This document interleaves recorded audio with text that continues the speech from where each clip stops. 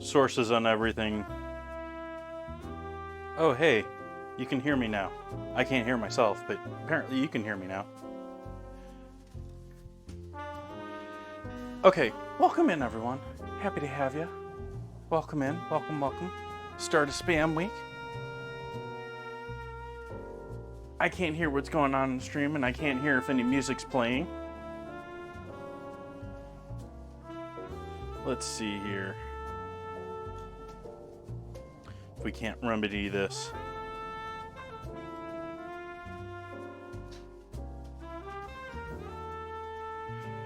Ooh.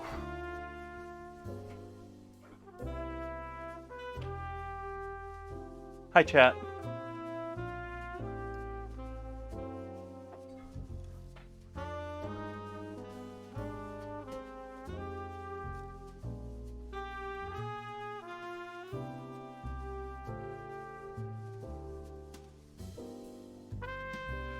Okay.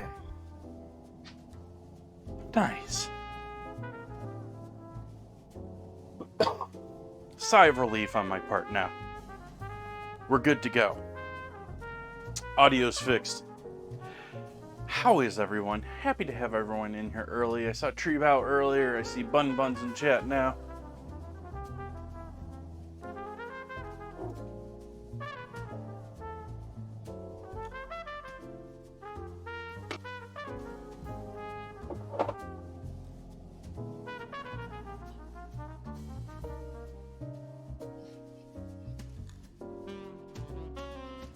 That's certainly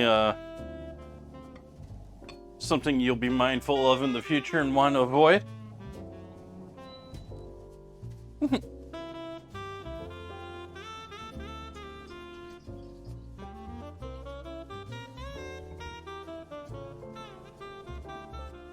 Actually, a skunk reminds me of the best thing I can tell to someone who's thinking of starting up a mobile food business.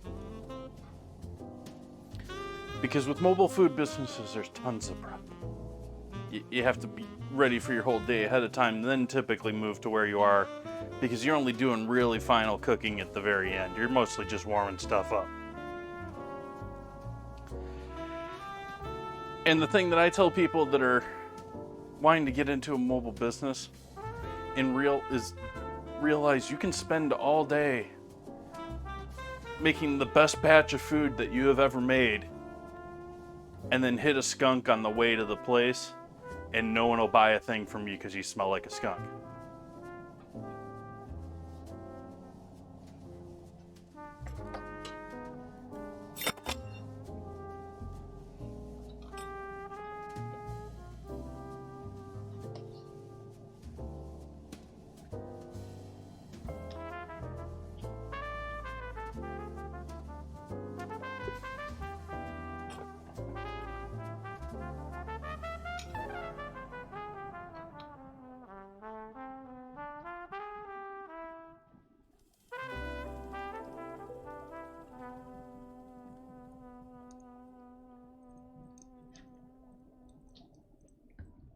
Skunks are cute from a distance.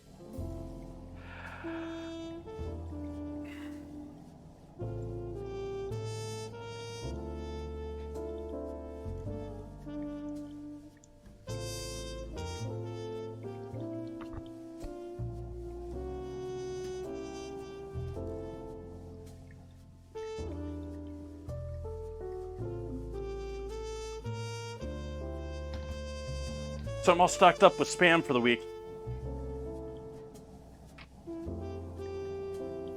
Helps that it was on sale today. Though, it being on sale today is a little like, oh hey, this is normal price from 6 months ago.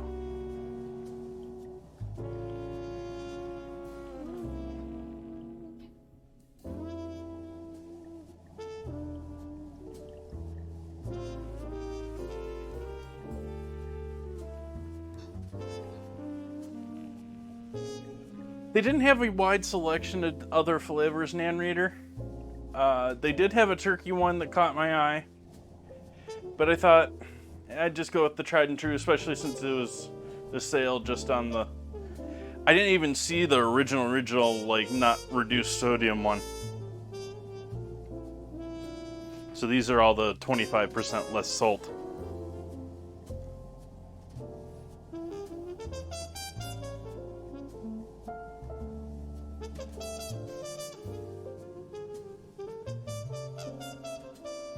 It's so weird here how it builds into your brain some of the rules that our government has set that are just, oh, there's a 25% less sodium one. That means legally they have to have a full sodium one out there somewhere. It may be sold in much lower quantities, but it has to exist legally.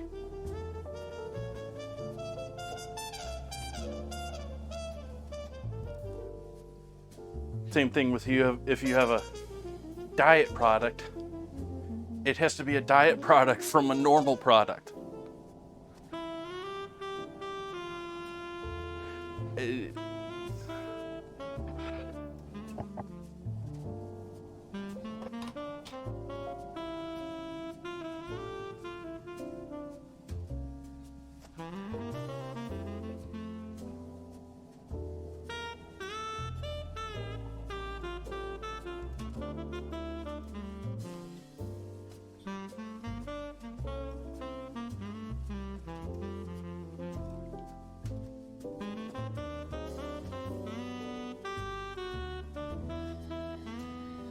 That little clockwork.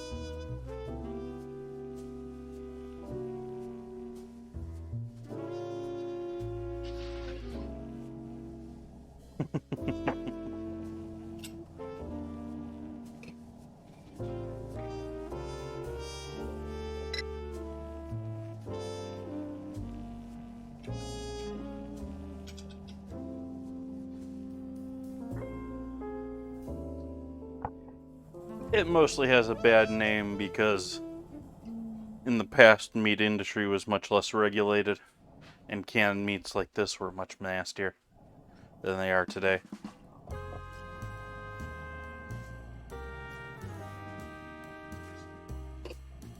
Food in general was just less safe, and yeah. We've done a lot to improve that in the last generation here. People really have no clue about.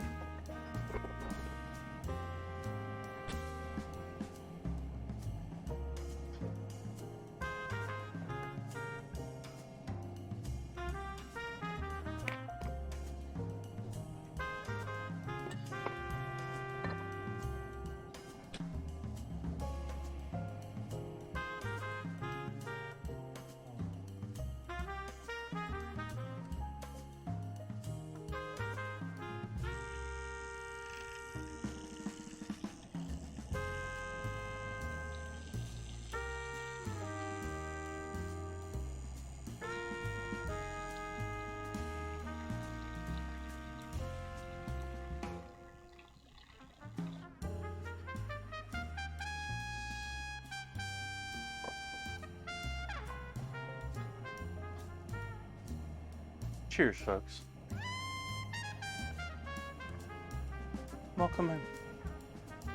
Happy Friday to you.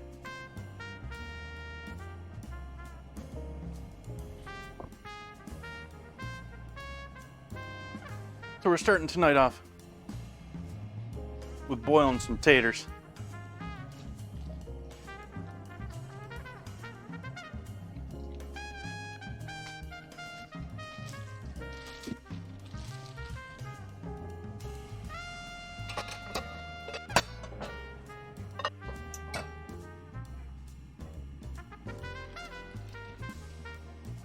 Potatoes.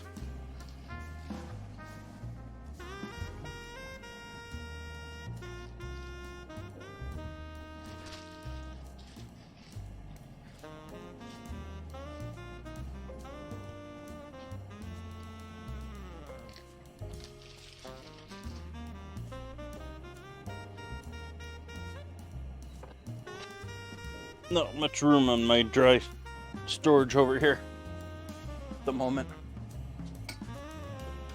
So I'm just going to cover these with water, bring them up to a boil, let them cook whole for a couple of minutes. Cold water. Bring them up to temp together with the water.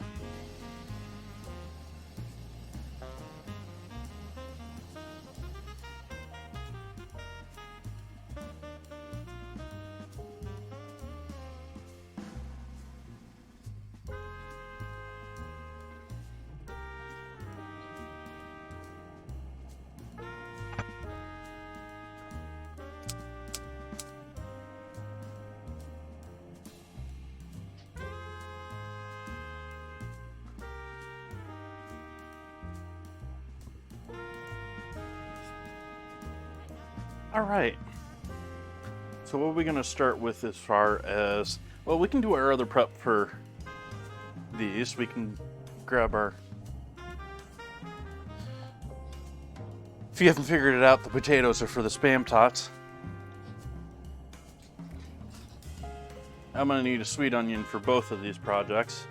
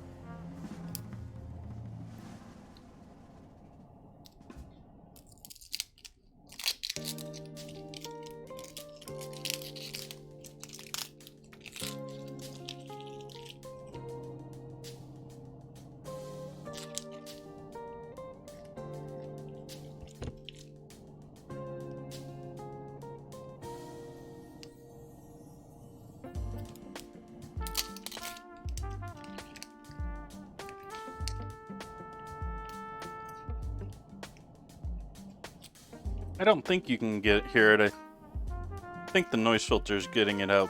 Hopefully my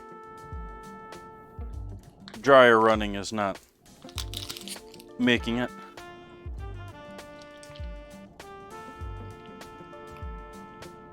Yeah, it's on half of the cans here. I didn't realize that. I planned out the chicken, or rather the Spam mac and cheese before buying the Spam. Give me a moment here, I'll show you. Yep, it's on the back of all of these. Spam mac and cheese.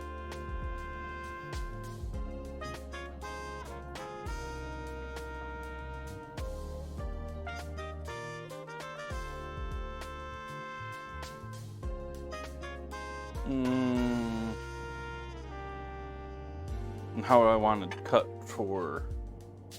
I can guess I can do a dice for both.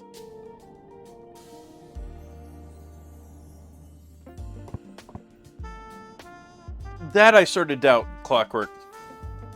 That I agree. Let's look what they have. Oh, it's probably look online, you know, or sign up, or... Yeah. For more ideas, visit us here.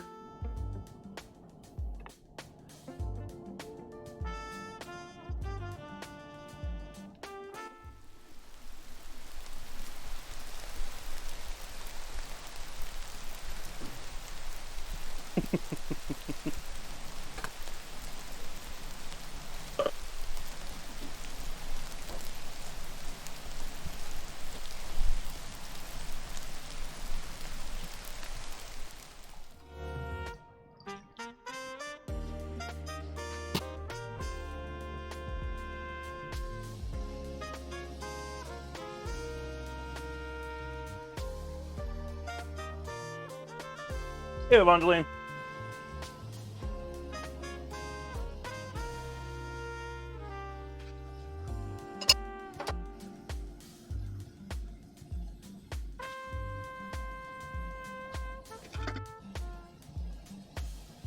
Celebrating the start of Spam Week today.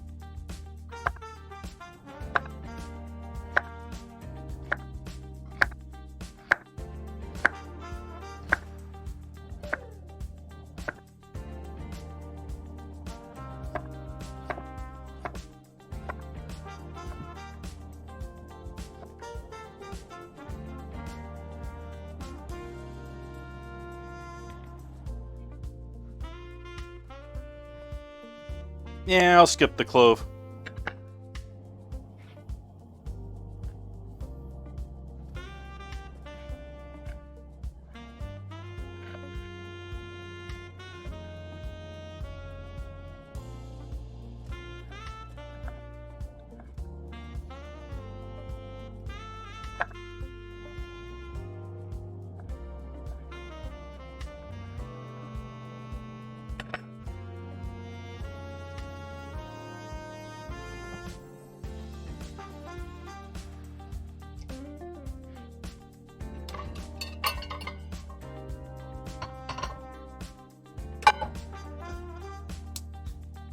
Cook a little of this onion.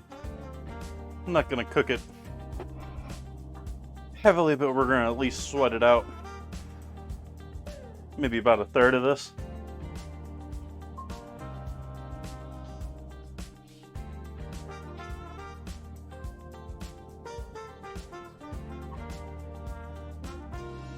Let's piece the core there.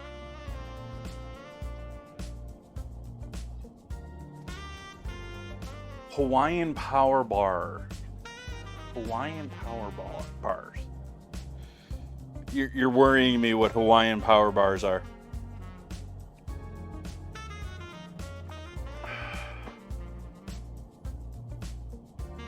Oh, we can skip seaweed too. Like, I'll do it for the challenge.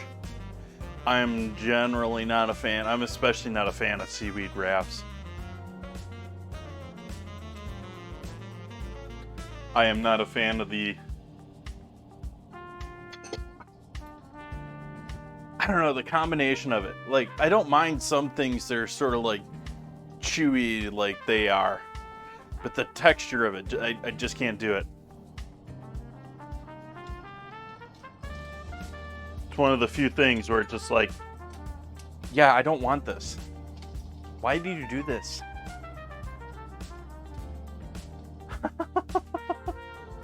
I'm sorry to hear that, Evangeline. Have a great night.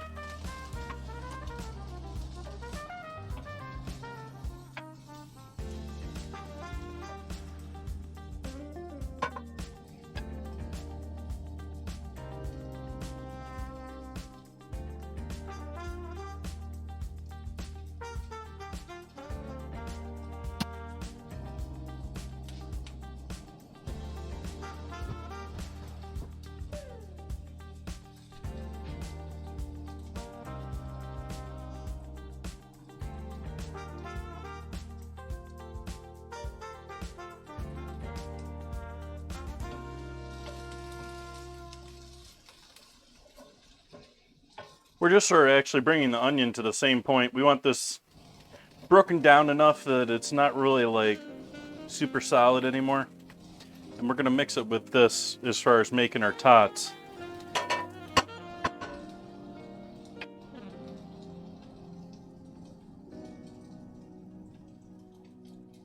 The potatoes we're going to cook and then cool down and then skin and grate and then mix with the onion. Form into like a giant patty and then cut our tots out and then fry the tots.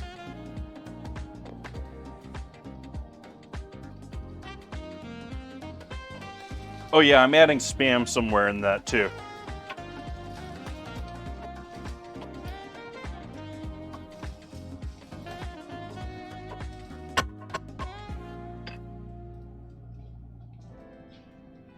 This is going in with the beans.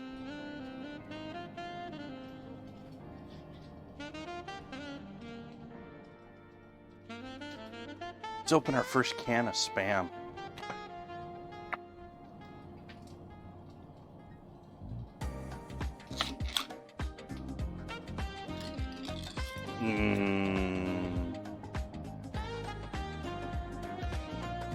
Out of focus ham.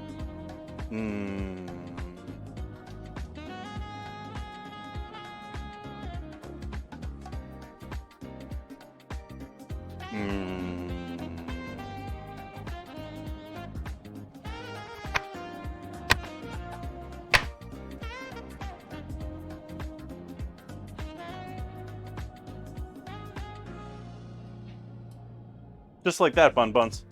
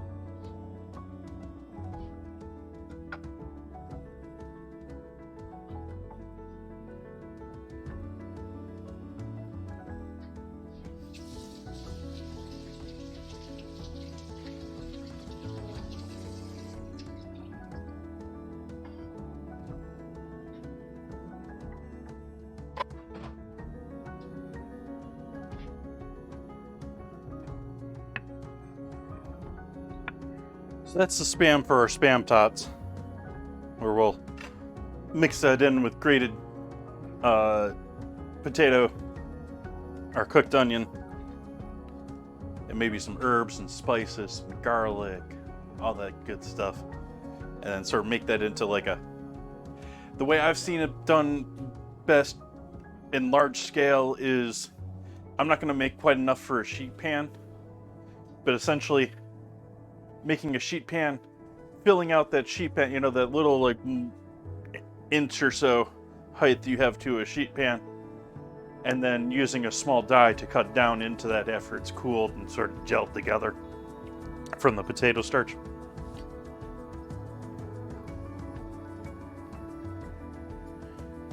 The rest of this spam block I'm cutting into squares for in with the beans.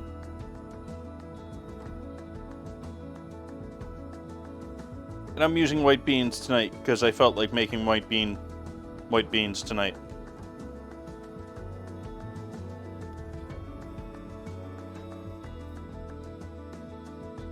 But I am going to make them somewhat baked bean style. Some brown sugar, some bacon. We'll use some smoky paprika in there.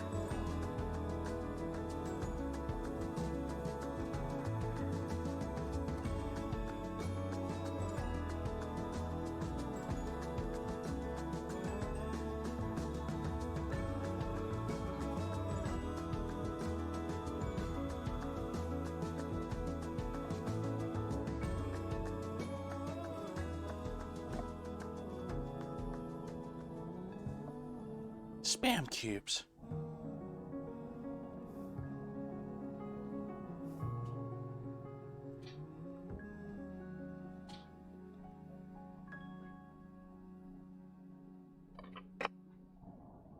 Spam. It's supposed to make it into the mouth.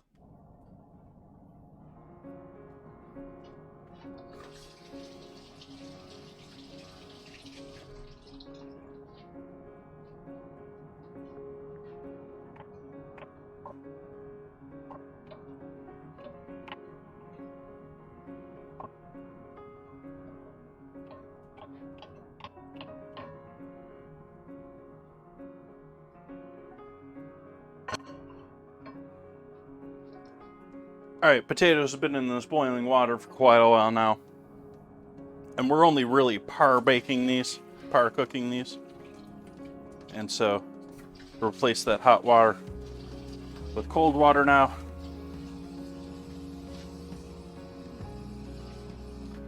Not too shabby tonight, Bun Buns.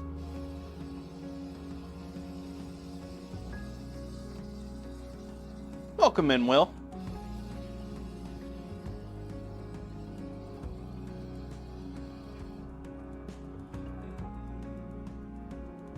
Alright, so we got our taters out and cooling down in some cooler water. We'll probably have to replace that water a couple of times, but we'll at least give it a moment here. Cooking with spam tonight. We got onion, we got spam, we got more spam. What else do I need prep for tonight? Mike? Are these still usable?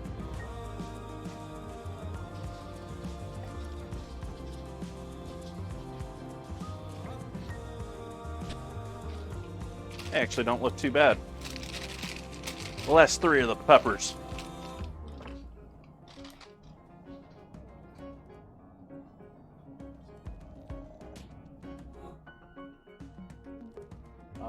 Let's do a mixing bowl for...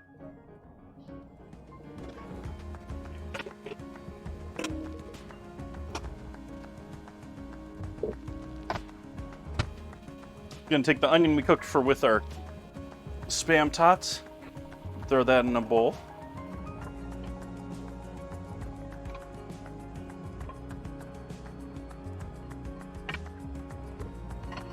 Along with our cut spam for the spam tots.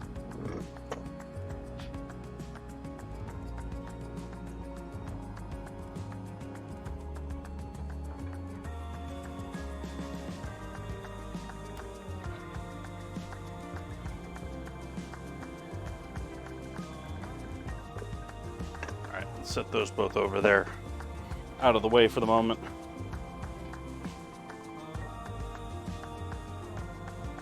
Dice up these, or cut up these last peppers. Throw these in with our beans.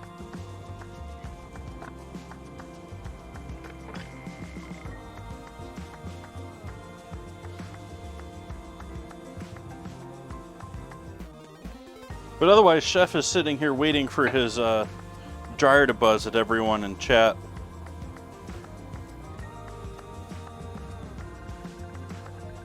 Not quite sure when that's going to be happening. It'll be a surprise for all of us.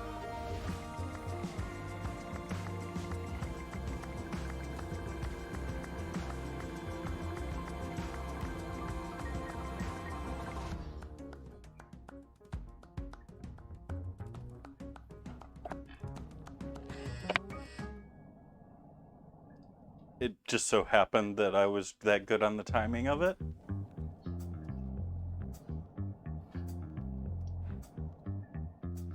I don't know, I swear I've got a built-in internal clock.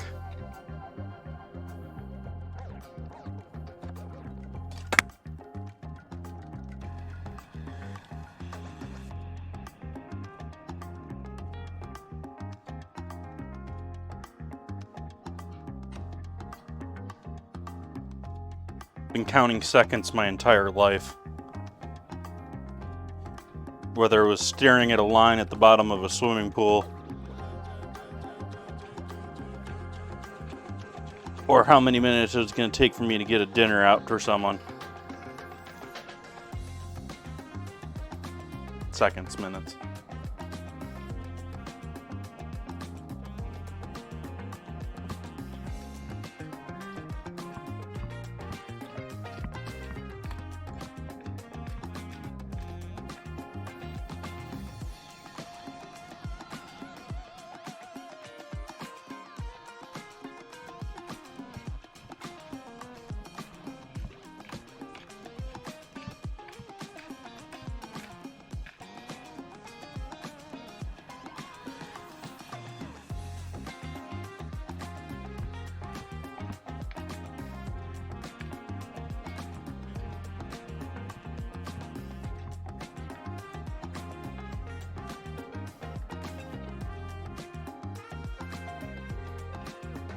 Get back to it. Why'd you stop?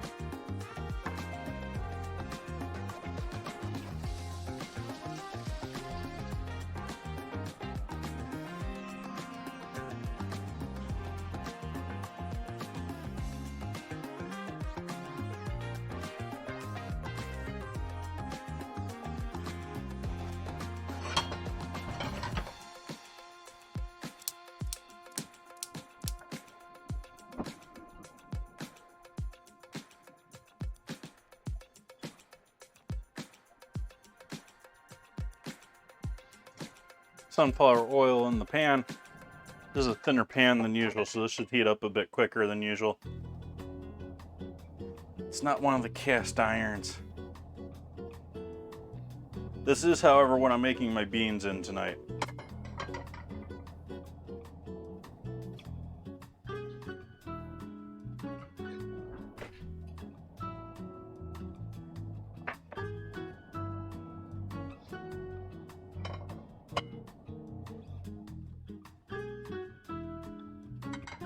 Oh, I forgot something still. I'm not quite ready to start cooking yet. Not quite ready. Forgot two things, actually. Ack.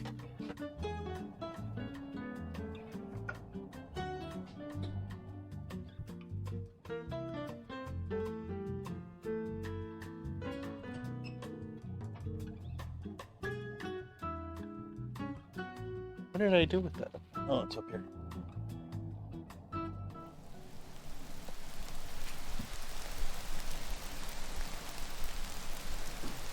Here's stuff.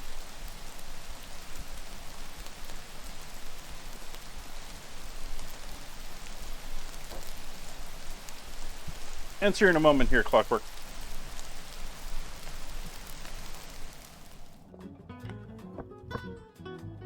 Why sunflower? Sunflower is my choice for a cooking oil. In most cases, a cooking oil for sauteing cooking oil, not like a frying. It's too expensive for that, but at least currently.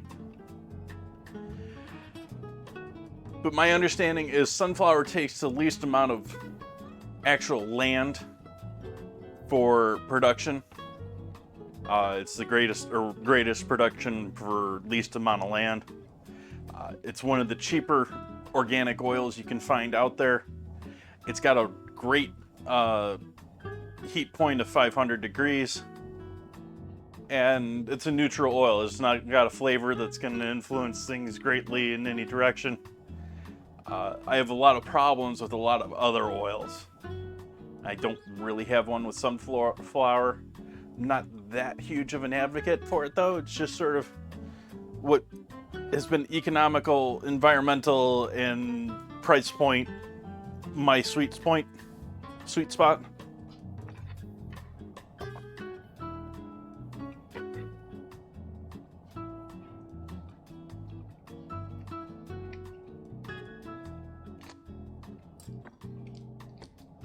The U.S. government wants to do everything in its power to get you to use soy. And I don't know if I believe them or not, but there is a, let's see, sort of conspiracy story side to the whole trans fat thing, in that it's not really all that bad for you, and it's really just, it's soy oil is the non-trans fat oil for you to use.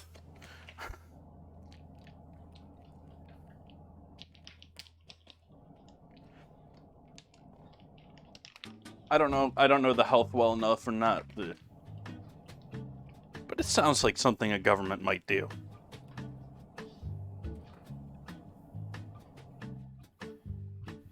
All right, bacon. This is a bit much than we need for our dinner tonight. So we'll bag some of that up for later.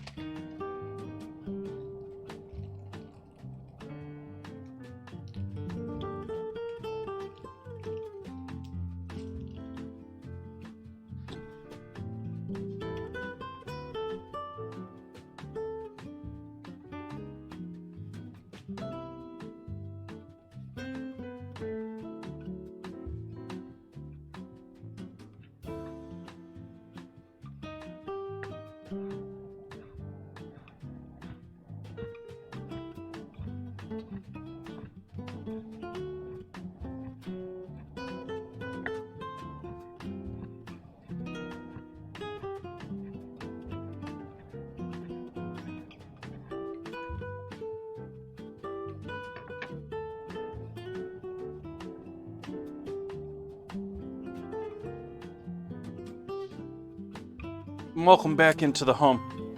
We have a head of garlic once again in the house.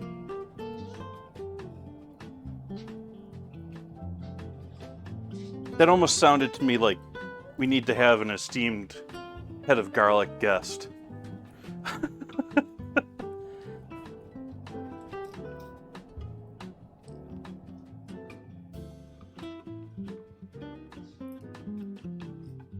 Just slowly working peel back here so we can get something out of this thing. There we go. That should probably be enough for tonight's beans.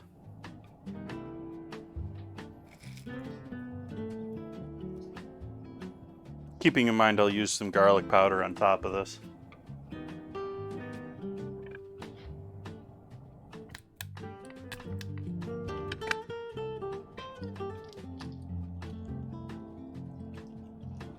Oh, is there a lot of paper on this? This garlic has been thoroughly cured. A lot of paper and a lot of dry layers of garlic going on here.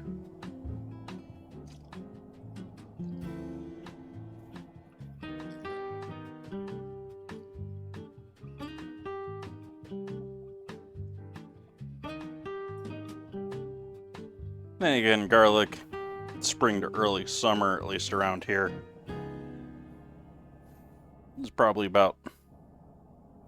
No, it's always January and February that everything's the worst.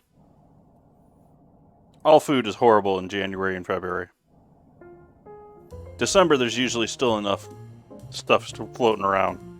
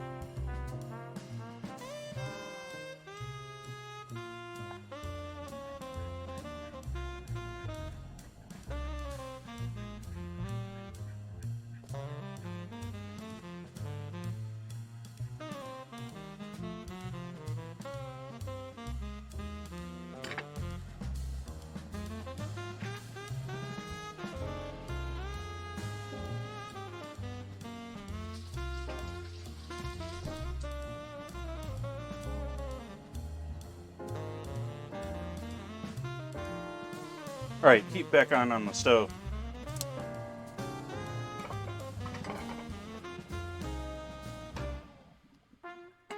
Now we got our bacon and our garlic all ready to go. And I'm actually going to start with the bacon.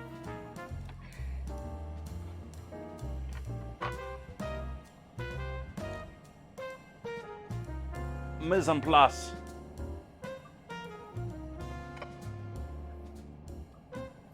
Where do you know mise en place from?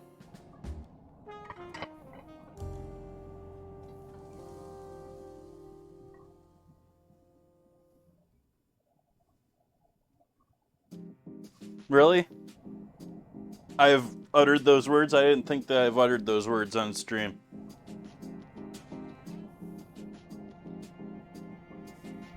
I have my mise together so far for tonight.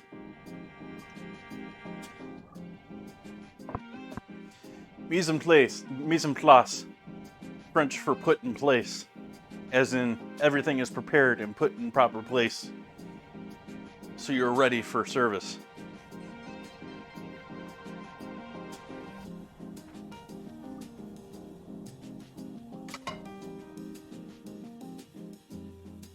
Heavily abused by the cooking industry, that term.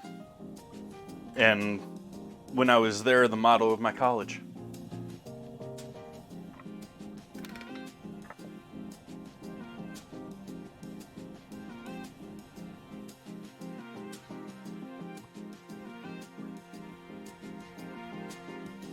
All right, in with the bacon.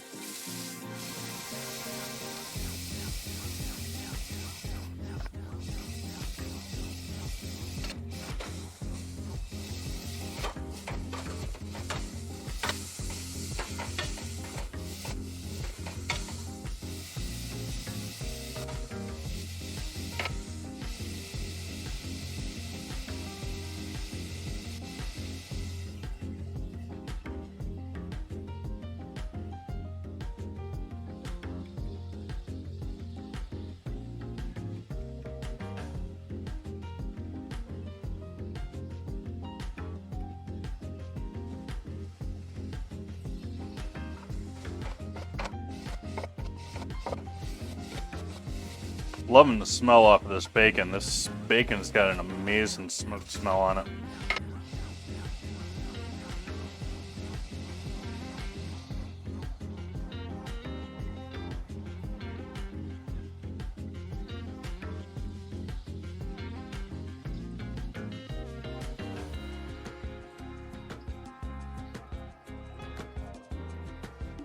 Once you get to a certain age, you just sort of stop learning things.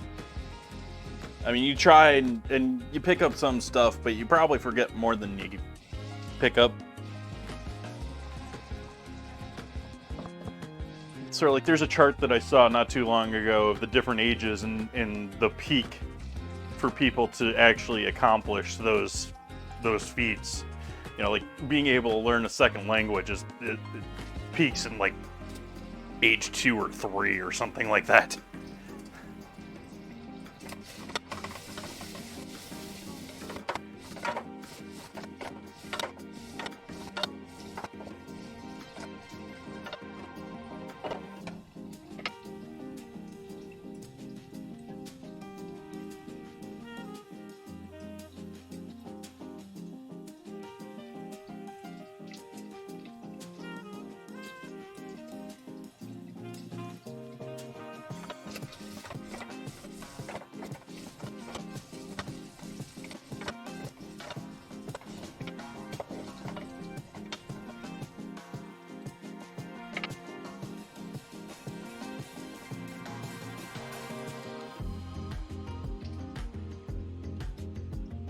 Doubt it clockwork, but I also doubt it'll taste very good.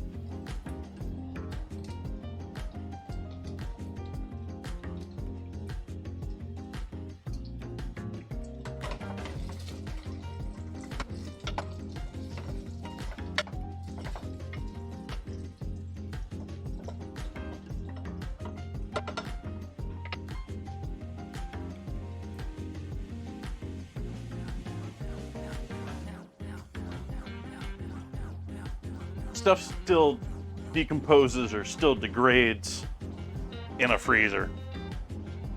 It just does it a lot slower because it doesn't have a bunch of microbes in it doing stuff.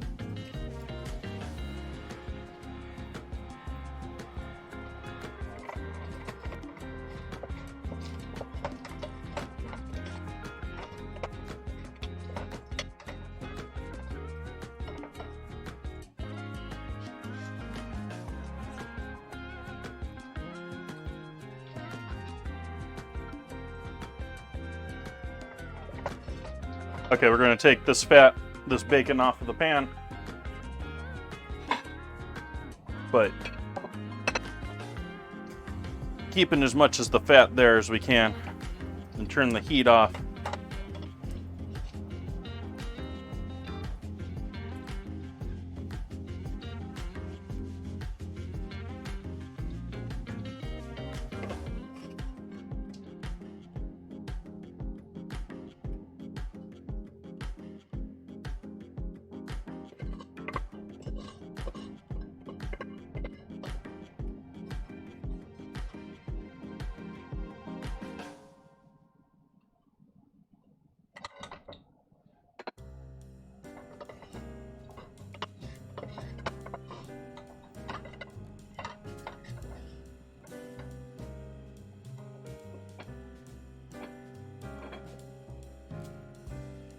All right, we're back.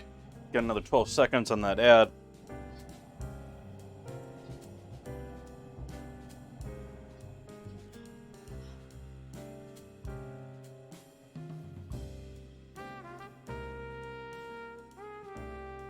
hopefully you're back here, Clockwork. I don't know what you missed, what you heard of that, but anything in your freezer is not staying 100% what it was when you put it in the freezer. Now, typically people only leave things in the freezer for a week or two.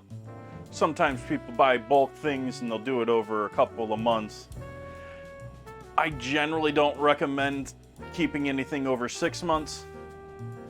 But that said, it still works past then. It's just not going to be as good. And things may develop off flavors, etc., etc. That said, it's probably not going to hurt you either. Alright, so flame back onto the pan. I removed the bacon and left most of the oil and the goodies in the bottom. We'll add our Spam in there now to try and crisp that up a little bit.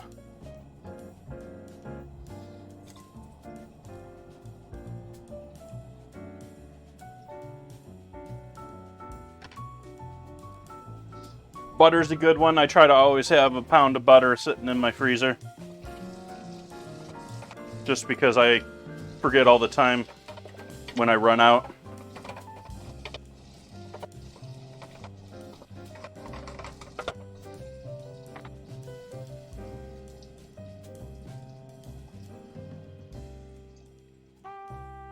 But my mom would always buy ground beef in the 5-pound packs or the discount packs and break it down into individual bags and throw that in the freezer whenever it was on sale.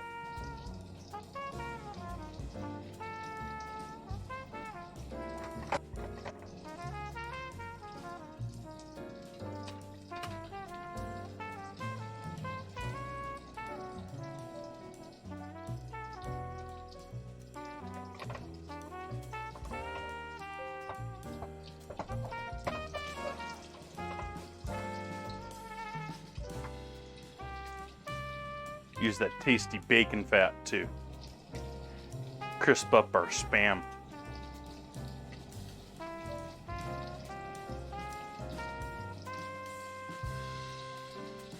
And place this water with some colder water for the potatoes.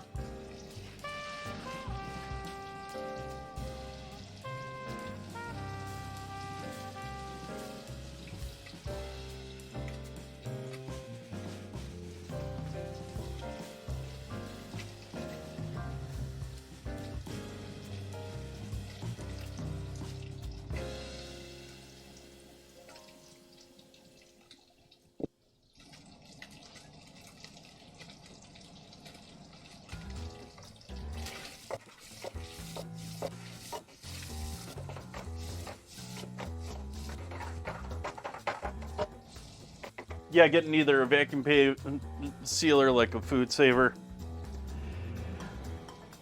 I like the food savers. I've been sort of like holding out to get myself a proper chamber food sealer though, which is a considerable much more investment. But it also is much better at doing things like if you want to vacuum seal stock.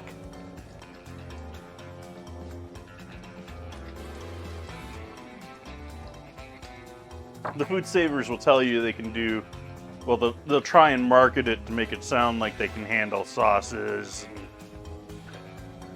I wouldn't trust it.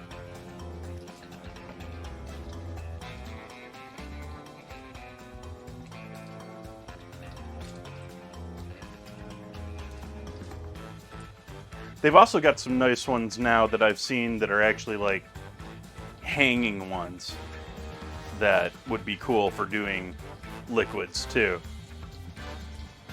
Like if you could do like that'd be awesome if you could have like an under the counter, like mounted to the top, just put your bag in there.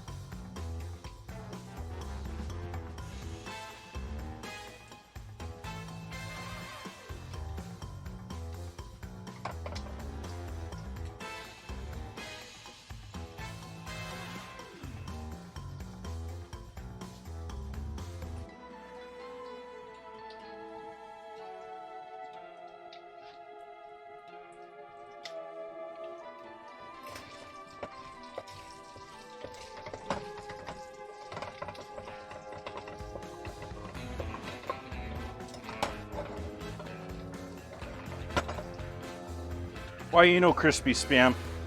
Crisp up.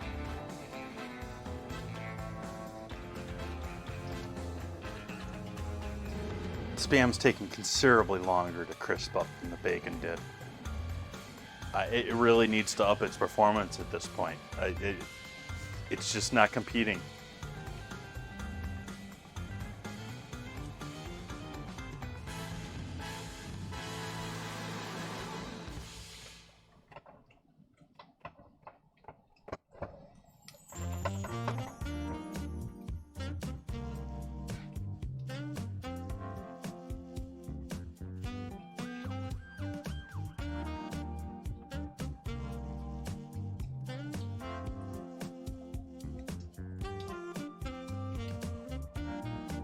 I don't know why I'm resting my spoon on my coffee scale instead of, you know, hey, the spoon rest right here.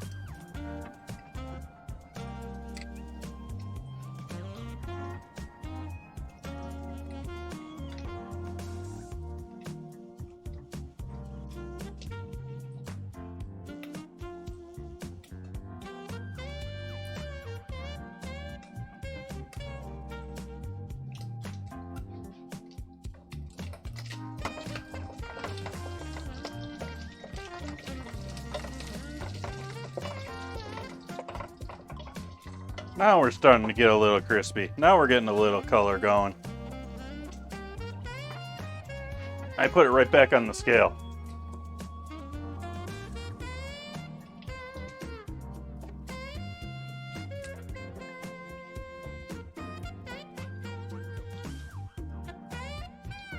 And it seems like my cameras have lost their focus settings.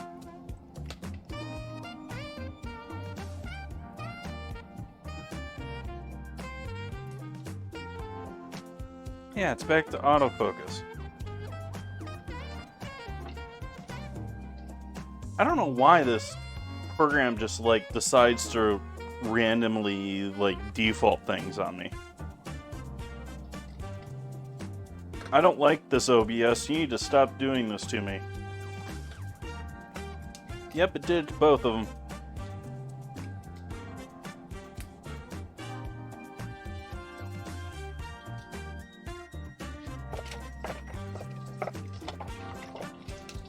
Alright, now we got some decent color on those. We got some crispy spamage going on. Turn the heat off on that. And again, just like the bacon, we're going to try and pull these out, but leave the oil behind for the most part.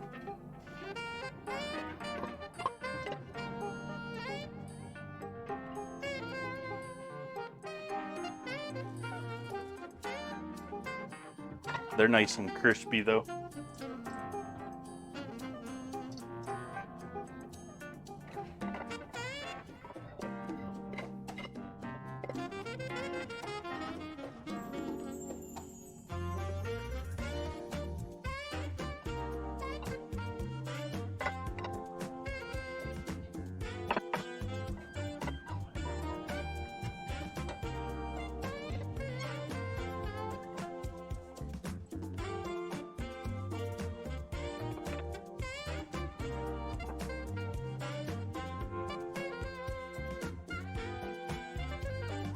Alright, heat back on once again.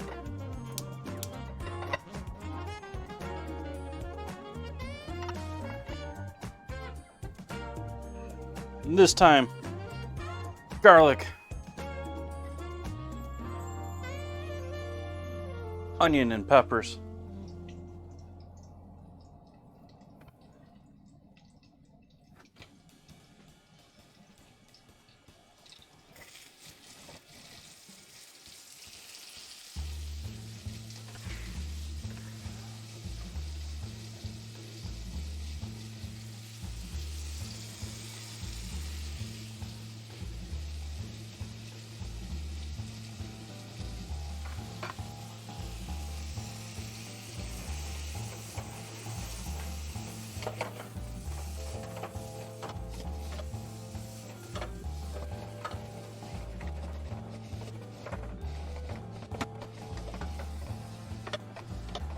Hit those onions and garlic with a bit of salt.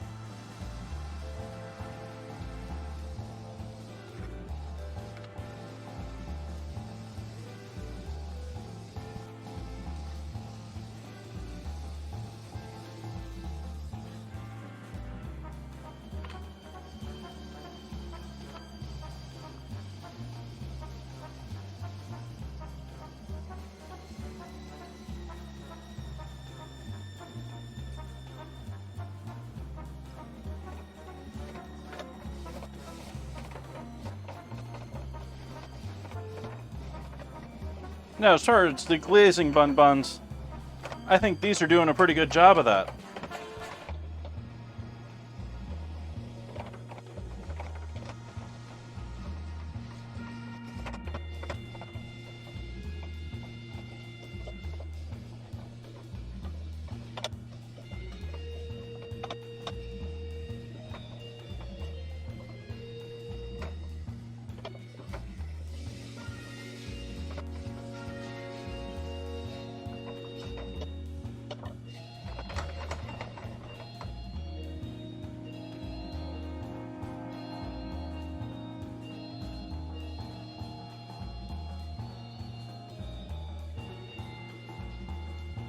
Am I anti-minced? I put garlic in there.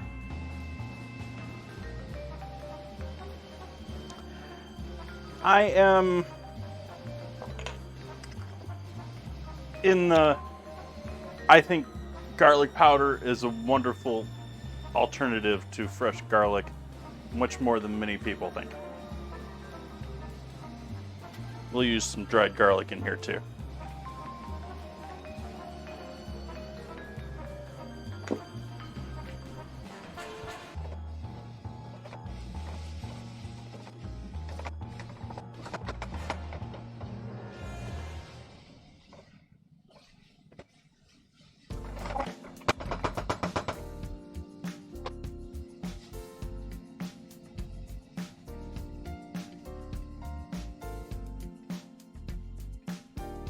Oh, garlic in a jar with oil? Not a good plan. In the first case, many cases, unless it's done properly, it's one of those items that's actually a relatively high chance for you to get some botulism, which is not something you want. Like, of the things you can get from food, botulism is one of the ones you don't want. I mean, there's some that you can tolerate and live through. Botulism, you just don't want botulism. And garlic and oil is one of the more common occurrences of that. I don't see the real point to it. If you want some garlic oil, it's probably a lot better to throw it in the oven and roast them together. Do it yourself. And if you don't want to do the chopping of it, get yourself a nice garlic press. Garlic presses. I actually own a garlic press now. I forgot that I bought one. But I have a garlic press now. And finally found one that looked like it was properly all metal and would actually last. I really don't like the powdered metal squeezers, whether they're crab, citrus, or garlic.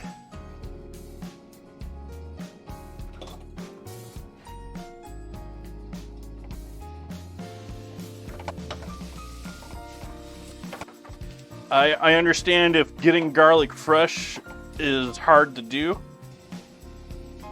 but otherwise, I would not recommend that product. I would either go fresh, make your own garlic oil, or yeah.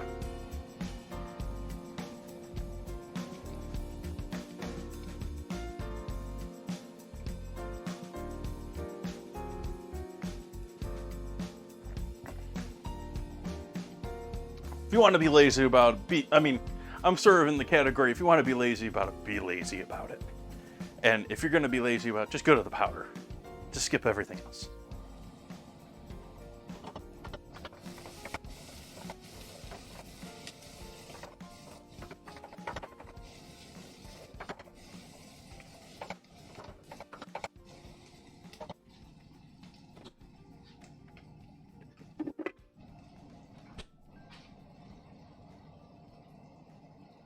A little tomato paste.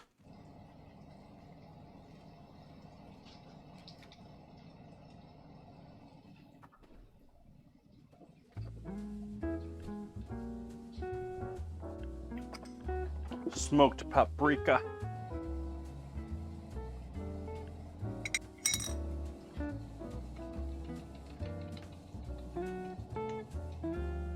decent amount there. That's at least a half tablespoon there.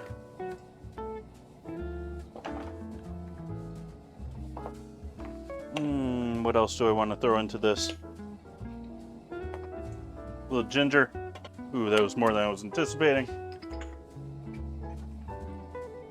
And cayenne.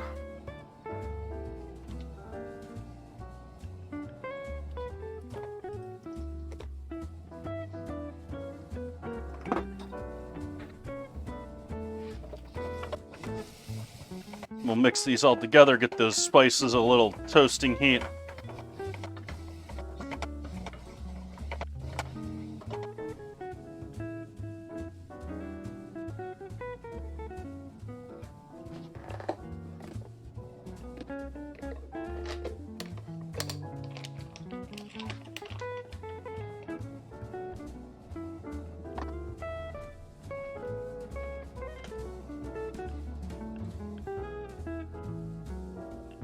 Bit of brown sugar.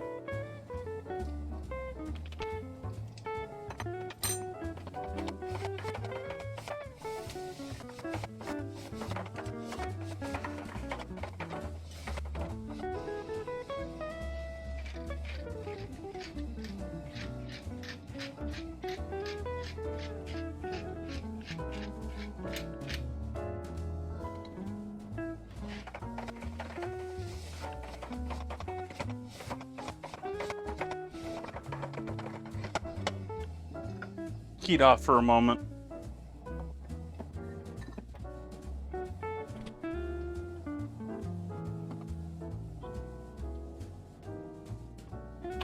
Ketchup.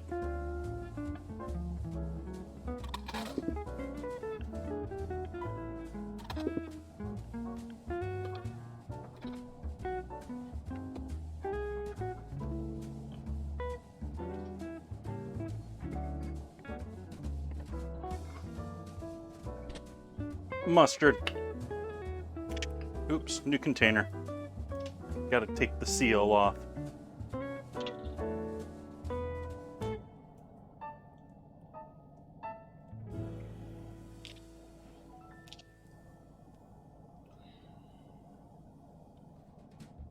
I hate these lift and peel seals.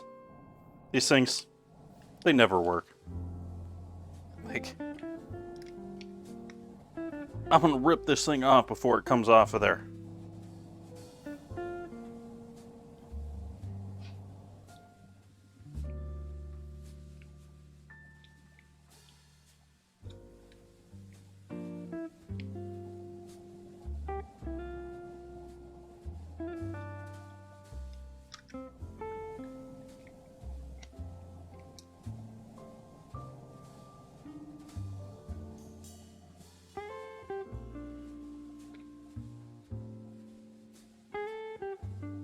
Stab and rip, yeah, that's much more my style of plan. But we'll add a little mustard in there.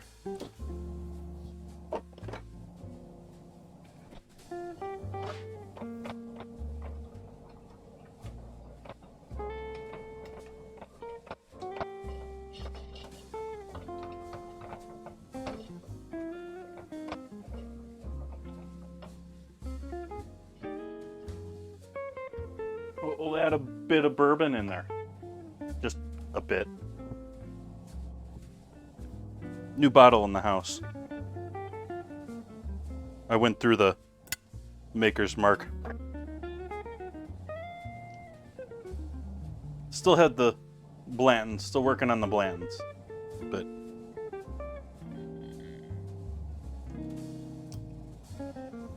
basically it boiled down to I wasn't going to put Blantons in my Spam beans.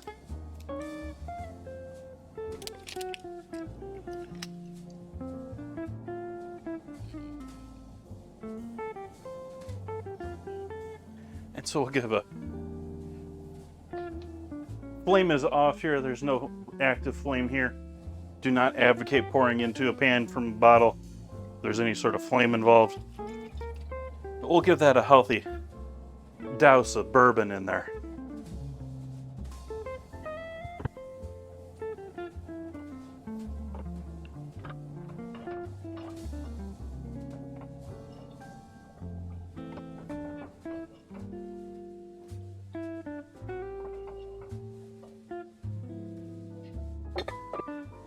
And I'm going to add some water in there.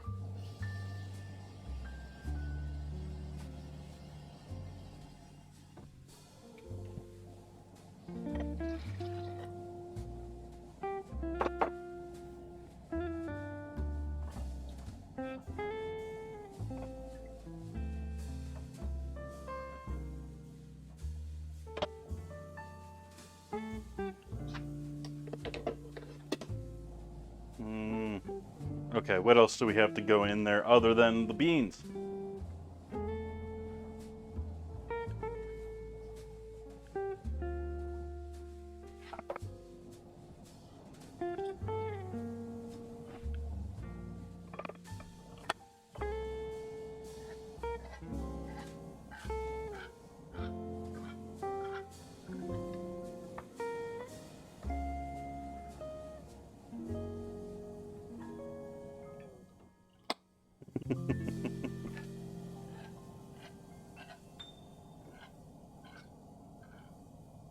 How would I ever guess that Bun Buns would like that joke?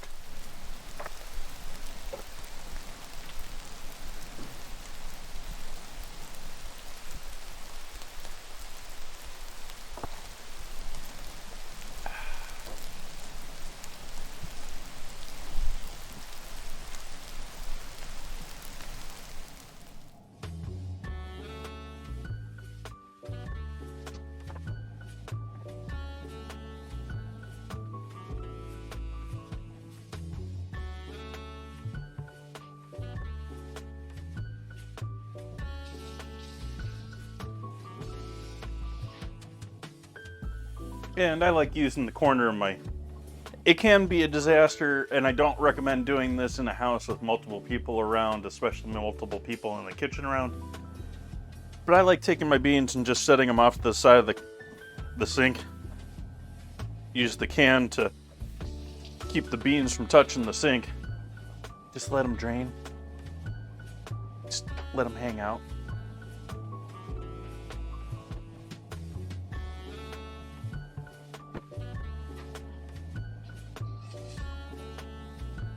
You do that in a busy home and someone's gonna bump it in, or someone's gonna be like, "Well, what's this?" Lift it up without the lid.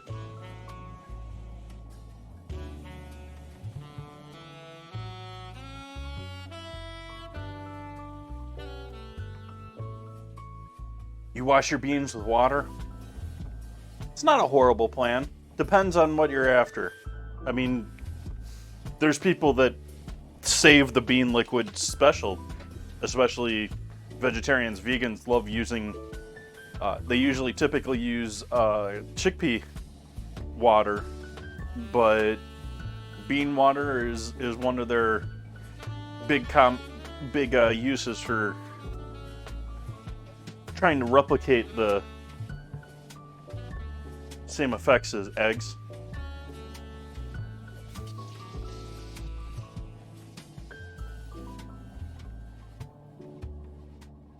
It's a thickener. So while that's doing that, let's see if we can't peel the skins off of these. If that's going to be too difficult, or let's grab a piece of paper towel for this.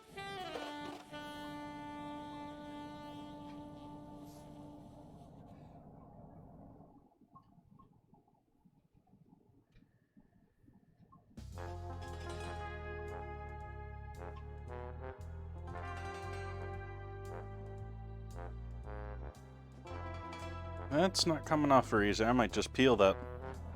It is somewhat cooked. It is par cooked in the way that I want it to, but that peel just doesn't want to go.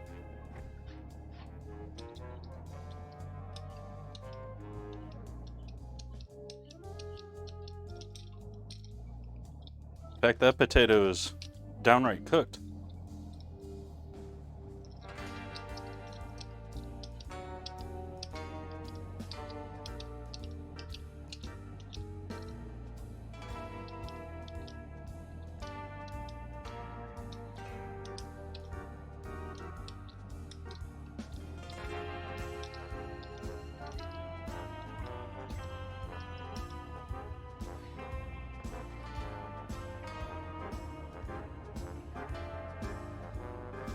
Well, I don't mean it like that, Bun Buns. They use it more like they would egg whites. Like it's their alternative to egg whites in many cases. Is the thickeners from beans, whether it's soy or some other bean.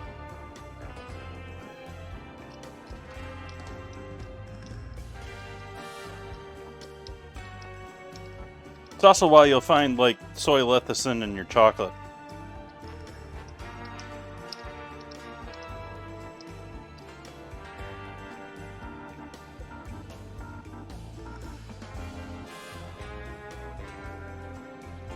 What to do with sweet potatoes? I always either go for fries or mashed. Mashed go amazing with some nice duck. That's sort of what I'm half thinking maybe for Thanksgiving here.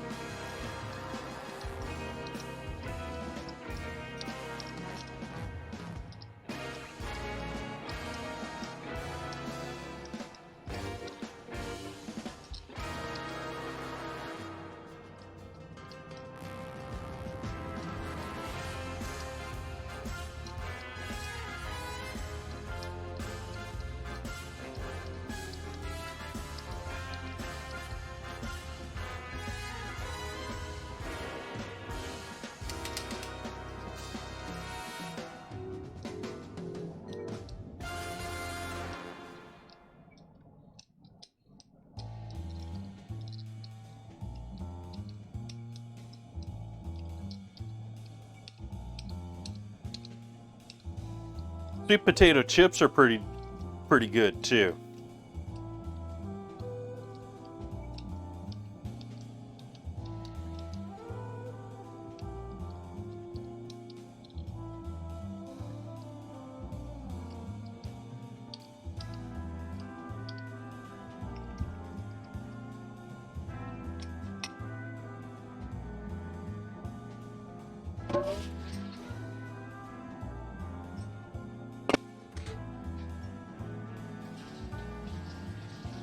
I'm cooking with Spam this weekend.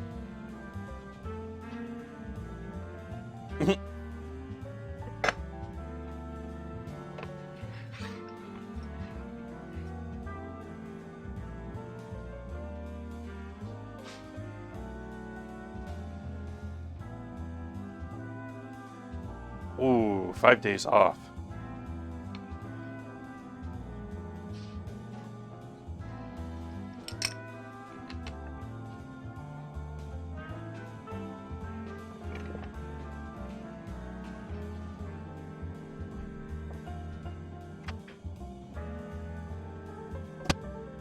Alright, so I'm just going to grate these taters and add them in with the other good stuff here.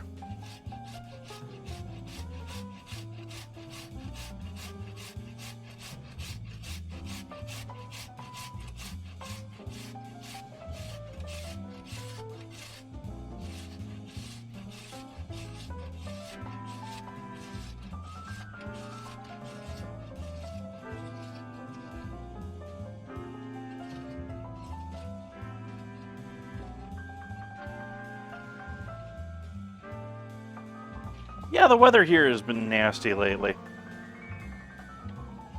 It dried out a bit the last 2 days, but it's definitely made its our winter rainy season has definitely made its appearance.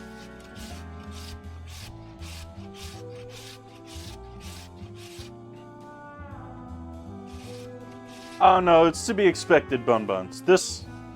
Starting this month, I would expect it a little later this month, but this month, December, January, February, it's like rain.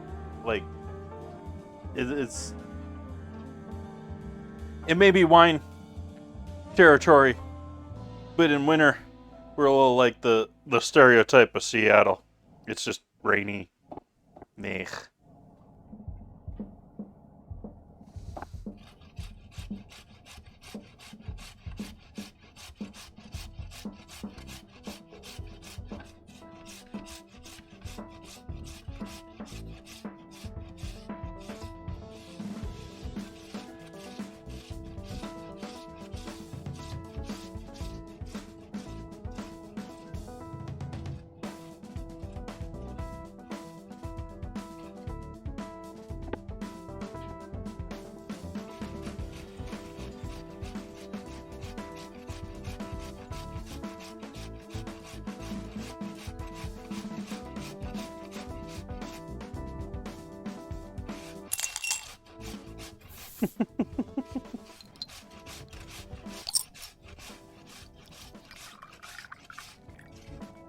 Will Poker gifted a tier 1 sub to Singing in Thrain.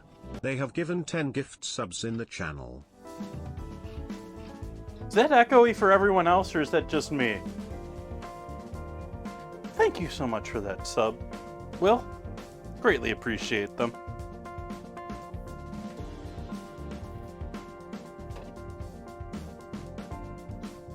The voice to me is echoey. It's doubled over. Sort of like if you're listening to the same stream in two places and one of them is a little bit later than the other.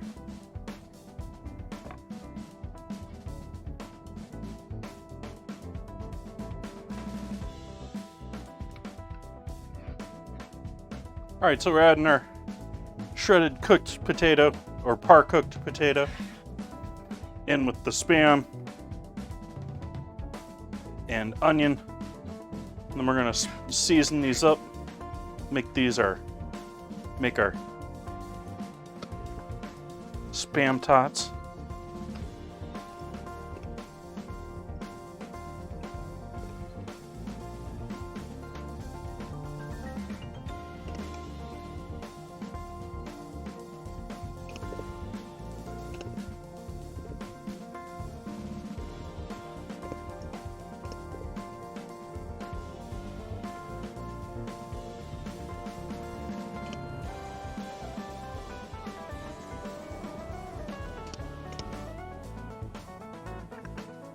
Okay, we want our tots to taste like something, so we obviously need to hit that salt up.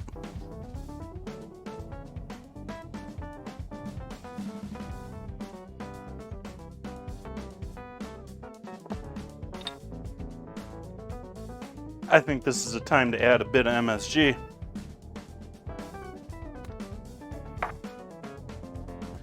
Black pepper.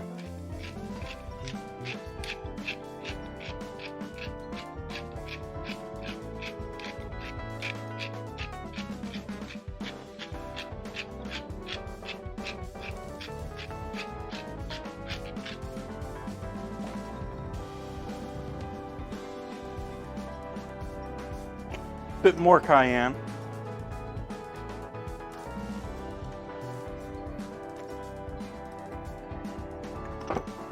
Onion and garlic.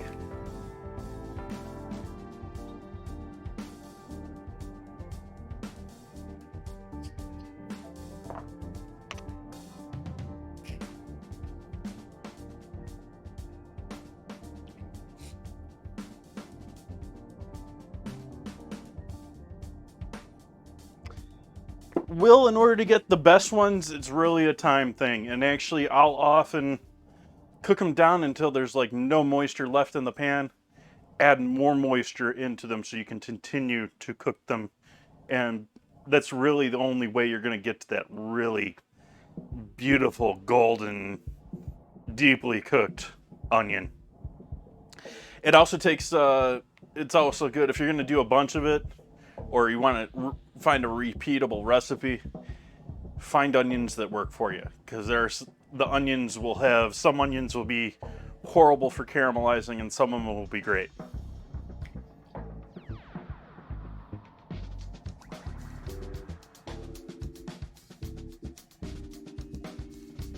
I'm not sure that it really matters, Clockwork, although the butter's going to add more fat and make it less healthy here for you. I will certainly add more water and more moisture as far as more water, because you're cooking the onions, that you're caramelizing them, which takes slow and long cooking. Sometimes you run out of water before you're done cooking them, and so add a bit more water into them to continue cooking them. Or in my case, I often use stock too.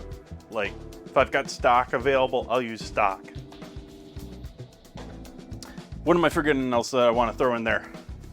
We were getting to herbs. Let's see what we got for herbs that I want to throw in here. Some oregano. But besides oregano, do I have parsley that's still usable?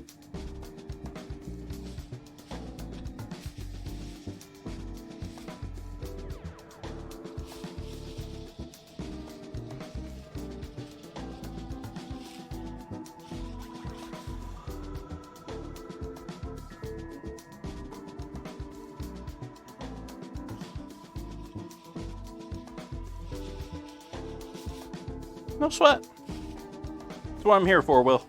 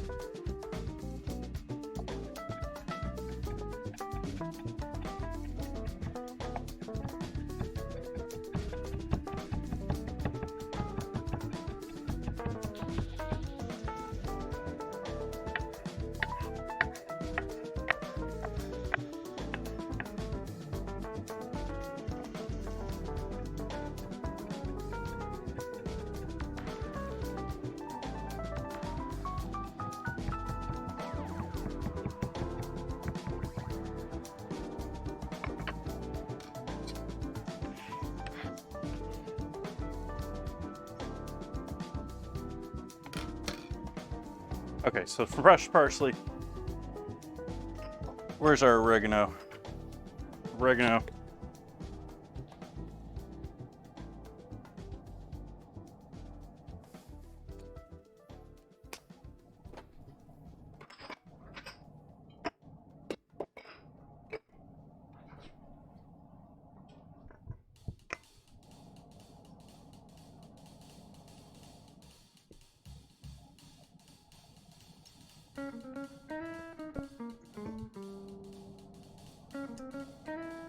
I got some royal flack for buying Spam at the store today. Like, I don't know, I cashier was just being a bit of a dick. But it's like, my wife saw me buy like that, driving me nuts. It's like, come on, dude. You want me to buy it or not? And he said something else that completely irked me after that. It's like, very obviously the guy had no idea of the person he was talking, the perspective of the person he was talking to.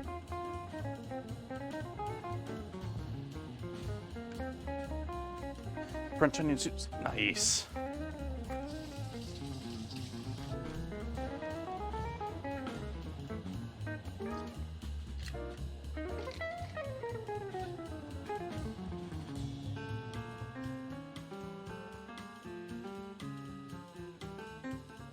Get yourself some nice apple brandy, Will Poker. Both in and with.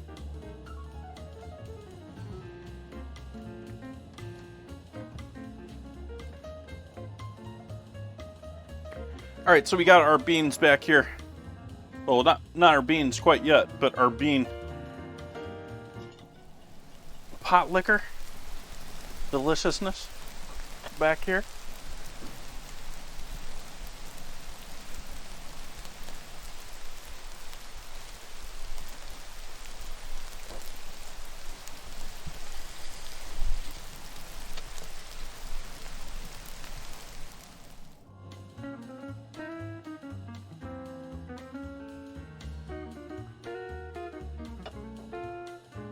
All right, so we'll add our meat back in there, our crispy Spam, like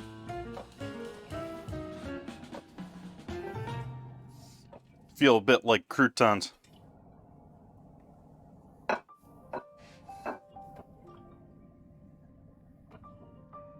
And our beans.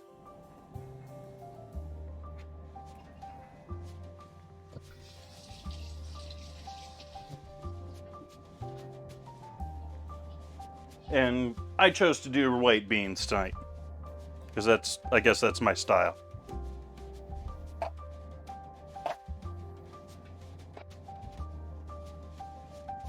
I know it's not your typical baked bean,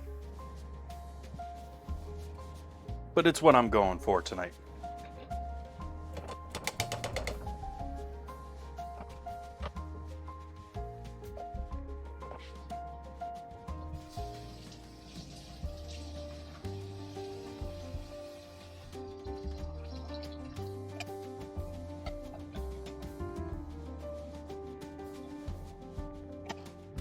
Get all those yummies out of the bottom.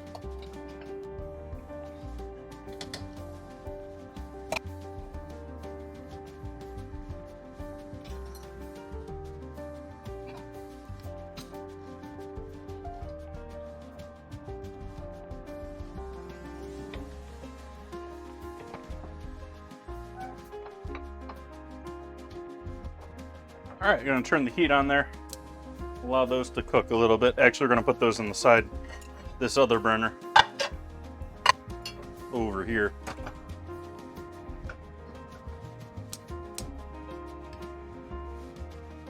Over there.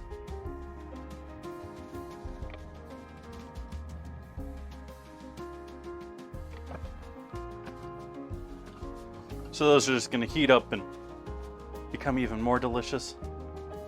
And feel free to add your favorite hot sauce in there. All right, back to Tots. Back to Tots.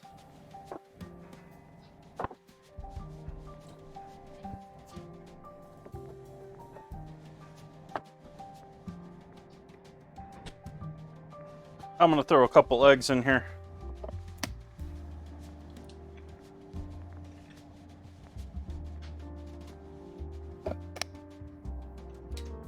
Help bind everything together. I think this is a little too loose for what I want to do for the Tots.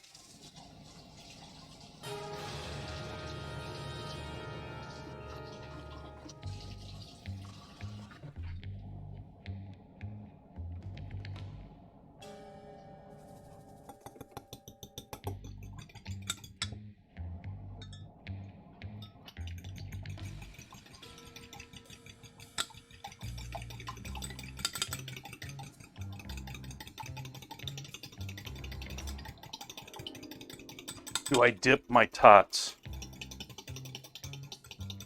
You mean like with ketchup or something?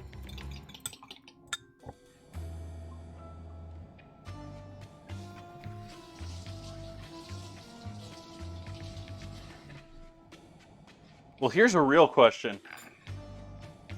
Chat, are you dippers or are you sprayers? I don't know the proper what term we want to use for that.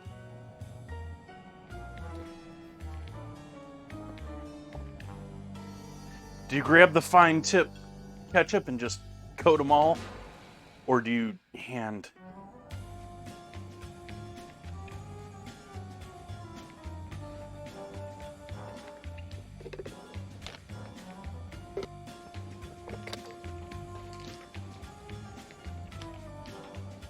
That's 2 dippers. If I had a mod, I'd say let's do a vote, but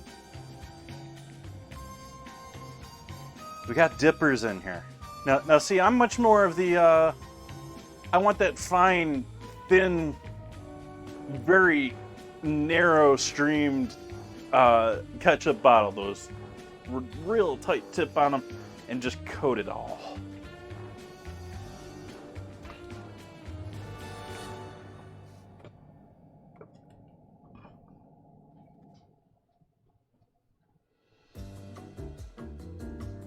But it's got to be that, you know, the red and yellow plastic ketchup and mustard bottles.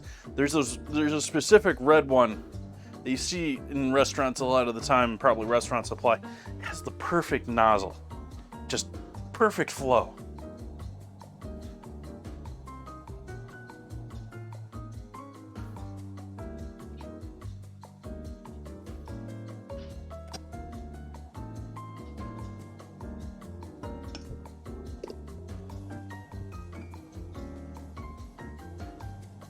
The hash browns, hash browns are more, I'm coating with egg yolk, or I don't know if I use ketchup with hash browns that often. All right, so we got our egg, our potato, our onion, our Spam.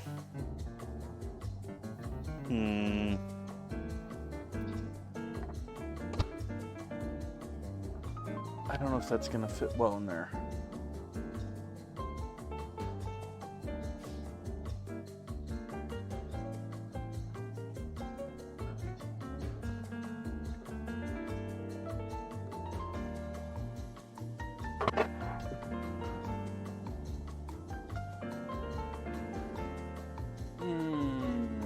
I know I have one open here somewhere.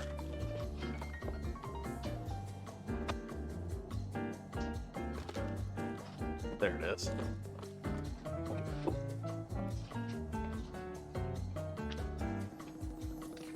Since I have it, I'm gonna do a little cheating with this.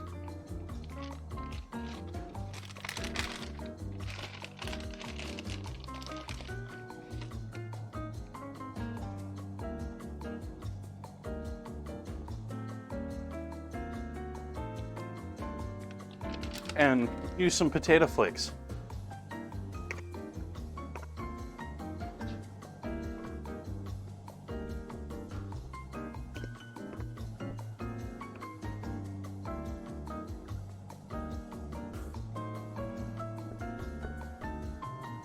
Yeah, and I don't think I'm going to fill this pan out, so I'm being careful about how far I go out because thickness is going to be the thickness of our tots. I think I'm going to use like a quarter of this pan here.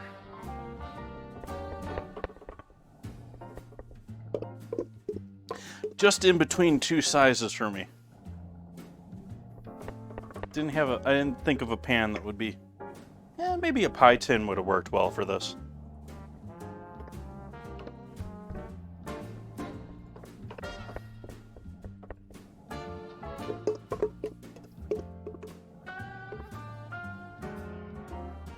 Hey, Cosmic.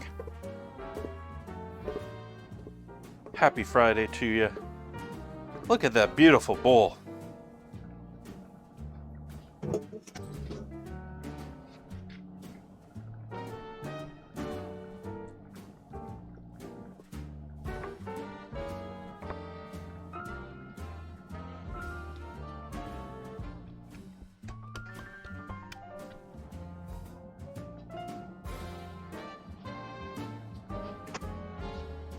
Ooh, we got some bubblage going on over here. I'm going to turn that down a little bit and allow that to simmer. For anyone just joining in, we got our beans going here on the stove with bacon, spam, and onions, and peppers, and garlic, and white beans, and yeah.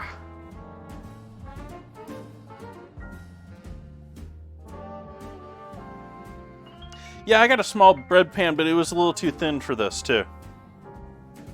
Which that actually worked out pretty well because I wanted to get the side of that a little bit.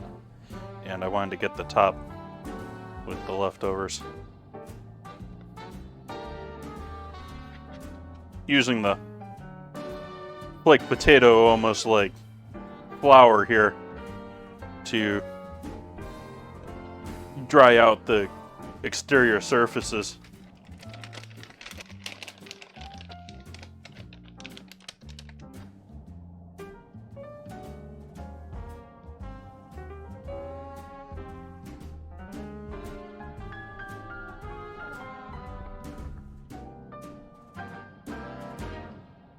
I'm gonna have to squeeze this down a little bit more.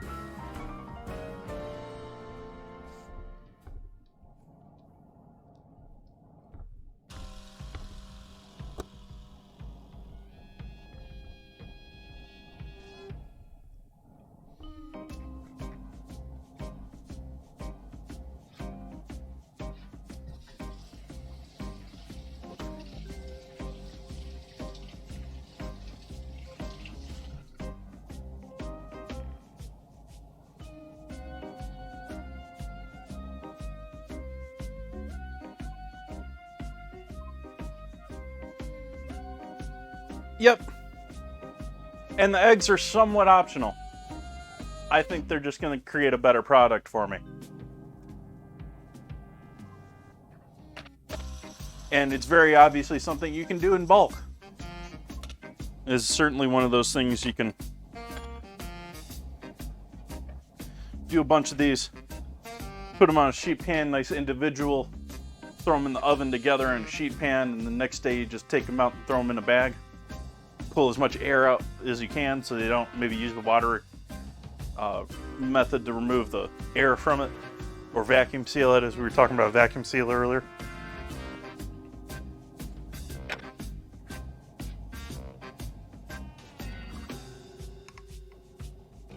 Let's see how these punch, or if I want to give these more time. A little of it's punching, a little of it's forming.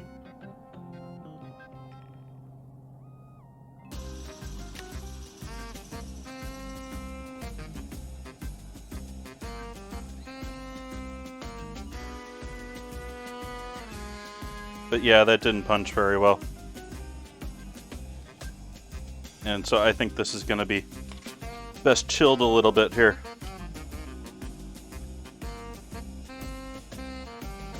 So I'm going to take this, throw this in the freezer now for a little bit, and hope that solidifies a little bit. There's not much warmth there, but it'll still get more solid getting colder. And I don't have room in my freezer right now. Arg.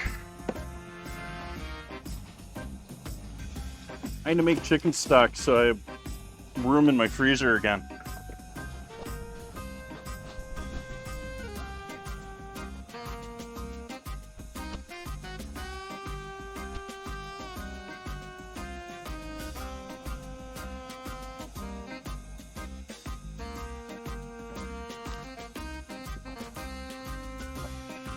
I can smell that bourbon in these beans.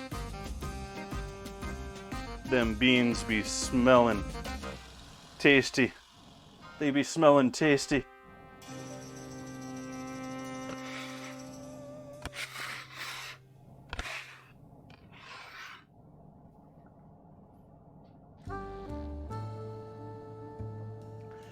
The basic version, also clockwork, I have par cooked those potatoes, so that would normally be done for this too. So those potatoes are not 100% cooked, they're pretty close.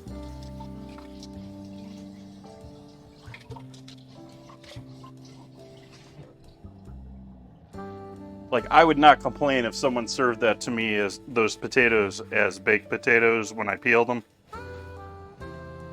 But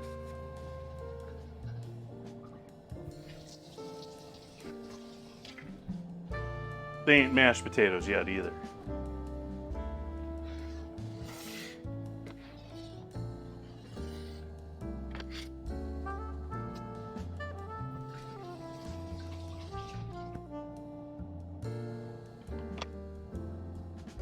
Yeah, these things are a lifesaver. Just having a nice set of circular or square or triangle cutters. They're handy.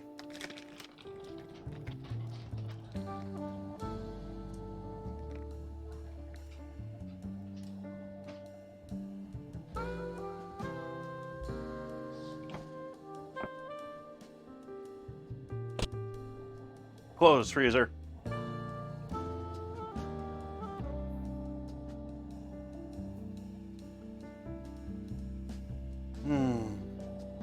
But I think tonight is a bourbon night.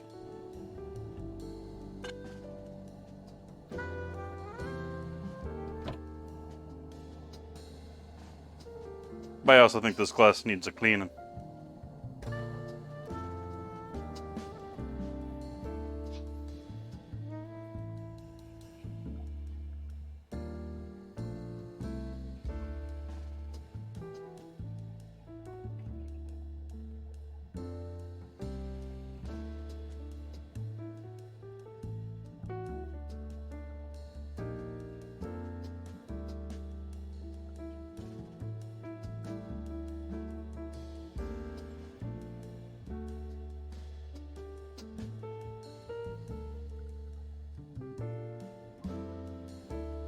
Alright, that needs more of a cleaning than I'm giving it just with this.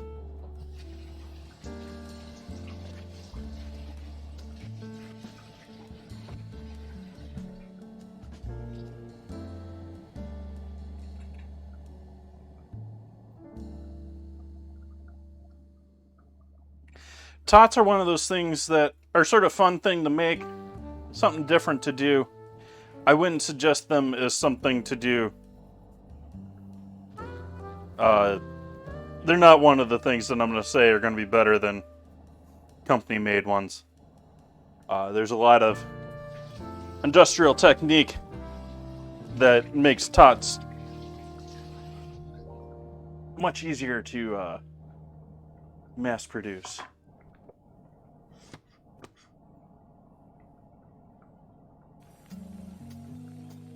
They're another one of those beautiful D-high products.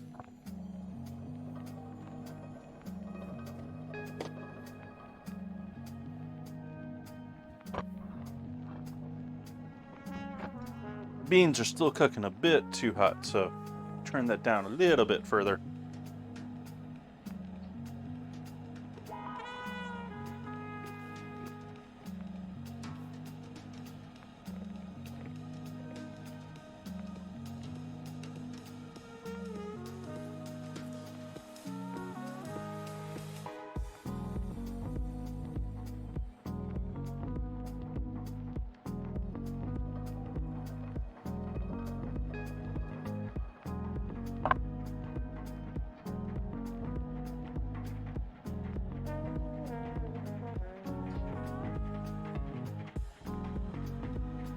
It be getting low. It be getting low.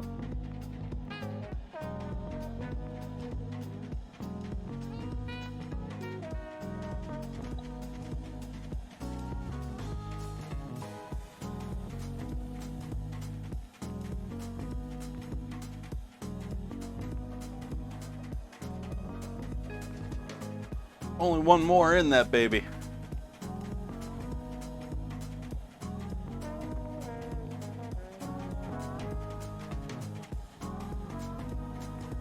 But it's gonna taste a heck of a lot better in me than in that bottle. So I'm gonna drink it. Cheers, folks. Happy Friday to you.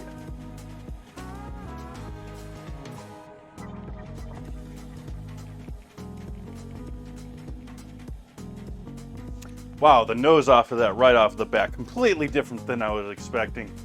Like that was straight out of... Like, there was some straight, like, apricot or something going on with that deliciousness.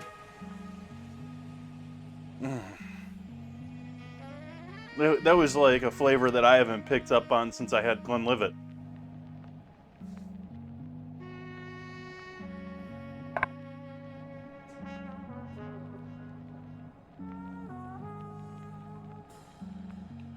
But the more and more I've drank this is the only real bottle of Blanton's that I've ever had. And I've had a drink or two of it before in bars before, but I have just been impressed every single time I take a glass of that out more and more since that first, I think the first initial tasting where I compared it to the two other bourbons.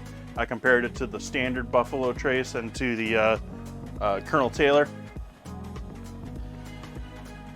I think it stood out there, but I don't think, like, I think the other one sort of muddied it up. This thing is much clearer and much smoother just by itself.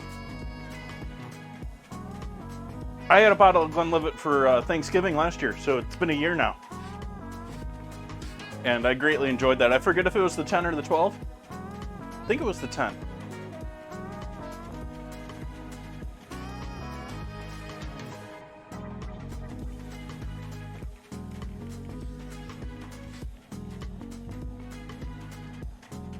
And Glen is one of those ones that's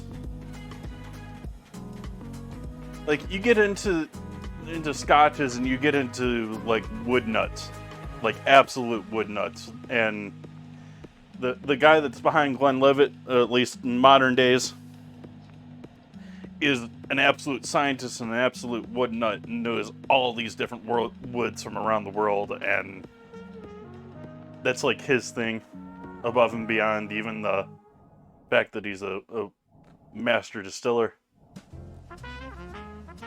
And so, yeah, I would expect Glenlivets to have some really nice wood characteristics to them. maybe above and beyond even many others.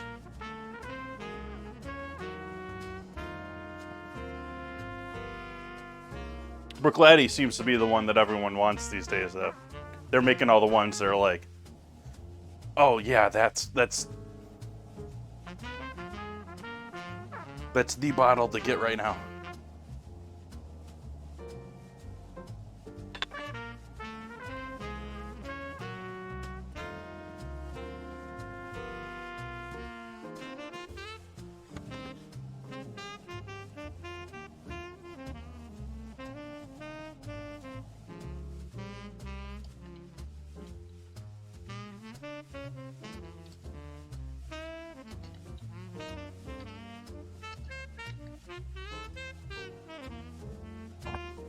Ooh.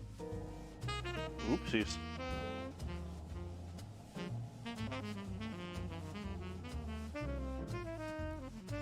I typed this video before. And hey, you can rent it for free right now. At least on Amazon. Hey, Amazon ad. Let's see if this shows up all right on stream.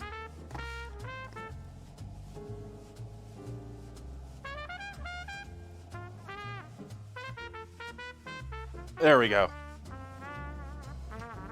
If you want to learn about Scotch, it's a little bit of an ad for Mr. Jim McEwen, but that is an amazing video about Scotch, and I highly recommend you check it out if you like Scotch. If you just like whiskey.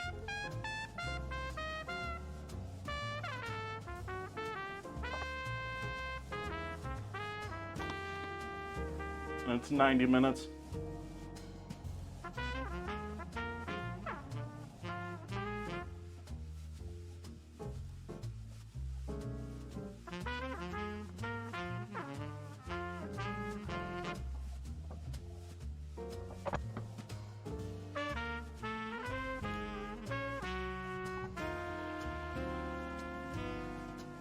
Movie night, we can maybe do it in Discord. I don't like the setup that Amazon has for playing stuff through Twitch. Like, it'd be a heck of a lot better if the person running the stream could pause the movie, could actually talk with chat. Instead, it just turns into this, like, okay, here's your streamer in this little box in the corner in the movie, and you don't really interact with chat at all. Discord, we can at least... Discord might happen. We'll see if I can play that for free on my main computer after the stream.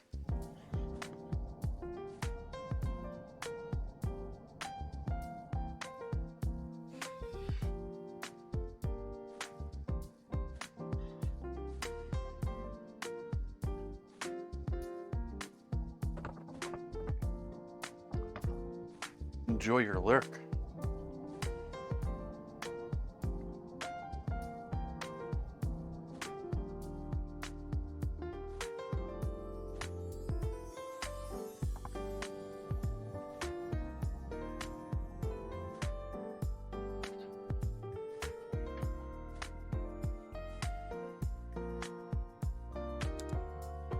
Give those potatoes another 5-10 minutes, maybe a little bit more seasoning. Actually, why don't we do a 10-minute AFK? I'll be back here in 10 minutes, and we'll get back into doing making tots. I'll start heating up some oil for the tots while I'm away, and see you lovely folks in about 10 minutes. A pleasure, Milton. In just a moment, we'll see how well Milton does at the Pentagon. But if you want to see busy hands at your house, just you offer this lively Christmas party dip that's so good to serve with king-size Fritos corn chips. Just follow the recipe right on the Fritos package. Of course, it calls for the famous Philadelphia brand cream cheese, an 8-ounce package, which we blended with 2 tablespoons of milk till it's nice and smooth, like so. Then come 2 tablespoons of Kraft cream-style horseradish for zesty flavor. a quarter teaspoon of Worcestershire sauce, and finally a dash of salt. And we'll blend our Philly mixture again. And when party time comes, let the folks enjoy this wonderful Philly horseradish dip with crisp king-size Fritos. There are those busy hands. Just remember, you make the best-tasting dips with the freshest-tasting cream cheese you can buy. Philadelphia brand cream cheese, made only by Kraft. Now, a new creation from Seal Test. Cottage cheese in ready-to-serve portions. Handy envelopes bring you brand new convenience and ease. Zip, it's open, quick and neat. Just the amount you need, the easy way to serve cottage cheese. The rest stays moist and creamy, ready for next time. Are they handy? Cottage cheese in ready-to-serve portions. So easy to use, quick, and no bother at all. The rest stays really fresh, moist, and creamy. Yes, serving cottage cheese was never as easy as this. Seal Test's new square package with handy, ready-to-serve portions. Zip, it's open, simple as can be. The rest stays moist and creamy fresh. You'll love Seal Test cottage cheese in new, ready-to-serve portions. Get some soon. When you have a Labatt's, you have an adventure. Canadian Light, that's Labatt's. It's a great new taste in beer.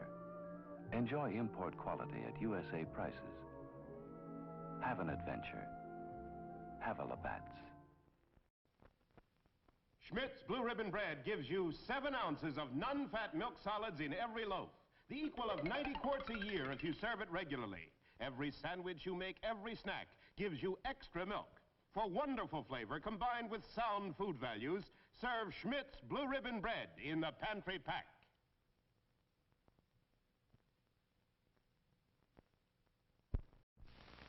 Off into space. Man, that takes real teamwork. And here's a team of junior spacemen with an out-of-this-world breakfast that teams up V8 juice and Cheerios for flavor and energy. What a treat! A flavorful glassful of refreshing V8 juice and Cheerios with power protein, plus vitamin B1 for Go Power. And now, here's a special out-of-this-world free offer. This Moon Rocket Kit, both a toy and an exciting game. First, blast off. It separates in midair and lands 2 spacemen on a moon map. You get this wonderful game only through this free offer. Send your name and address and 1 V8 label plus 1 box top from these specially marked packages of Cheerios, Kix, or Frostios to Moon Rocket Kit, Mount Vernon 10, New York. Get Campbell's V8 cocktail vegetable juice with any one of these Big G cereals. 3, 2, 1, blast off. She's up. Come in ideal countdown control. Ready for second launching. Atlas moving into position. Fuel her up. All set. Countdown. 10, 9, 8, 7, 6, 5, 4, 3, 2, 1, blast off! There she goes! Yes, you can be in command of your own ideal countdown. It's a real electronic missile base. You sit at the controls and move missiles into place. You count down. You blast off. You track the flight. The ideal countdown comes complete with moon missile and lunar probe, as well as a giant Atlas. Get your electronic ideal countdown now, wherever good toys are sold. It's a wonderful toy. It's ideal.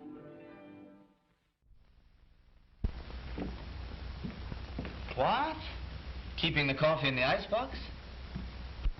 Yes, Mr. Jones, it's a new kind of coffee, roasted by a new secret process. Hence, this new none such coffee has a different flavor. A flavor preserved by vacuum packing. The flavor retained by refrigeration after the jar has been opened. Just taste it. You can't miss that delicate aroma, that clean, mellow taste. Yes, in cooking, the way to a man's heart is most of all through the coffee pot. In every jar, you'll find 3 special pointers, valuable in all methods of making coffee. Try new none such coffee now. Use half the jar. If not 100% satisfied, get all your money back from your grocer without argument. Special for movie week, only 28 cents a pound, plus 3 cents refundable deposit on the jar.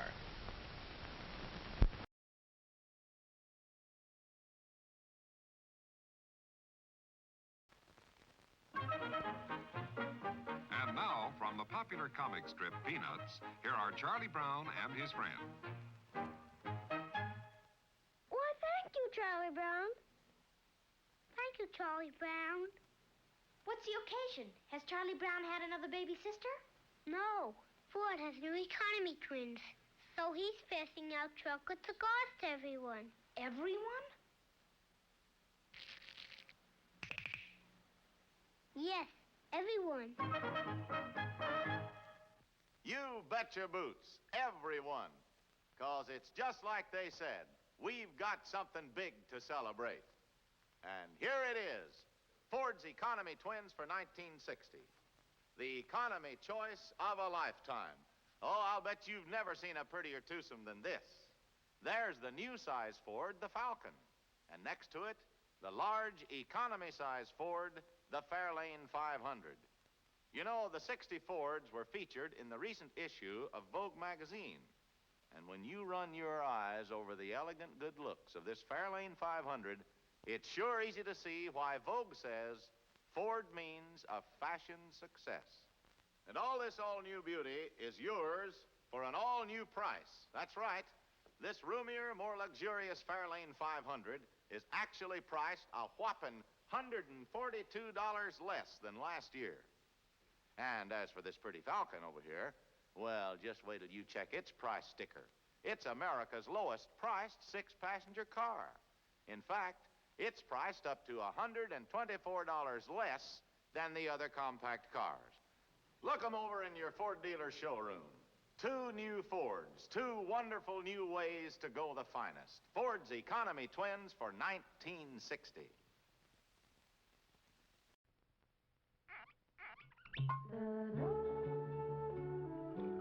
Alexis Lachine wines are full of flavor. Alexis Lachine wines are dry. Alexis Lachine wines are mellow. Drink an Alexis Lachine wine with any kind of food. Or anytime you feel like relaxing with a drink. Alexis Lachine, fine French wines.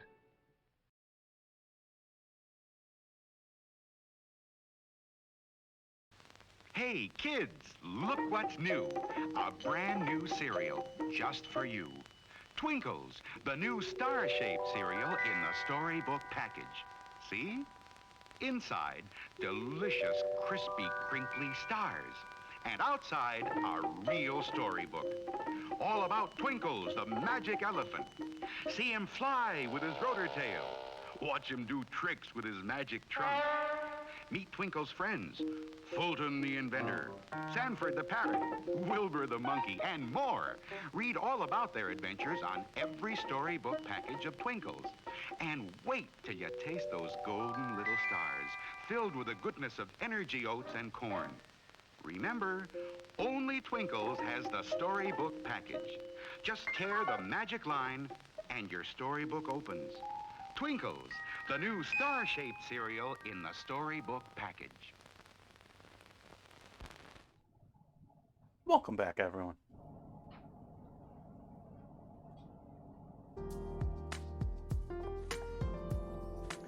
Happy Friday. Hope you're all having a lovely day. Ending a lovely week, maybe. Or maybe happy that the week is ending.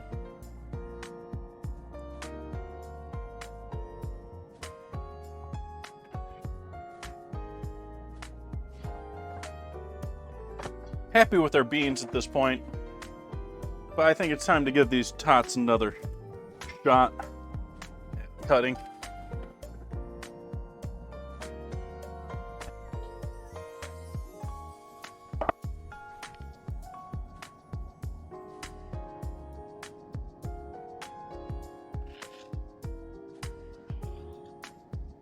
And I think I'm just not going to take no for an answer.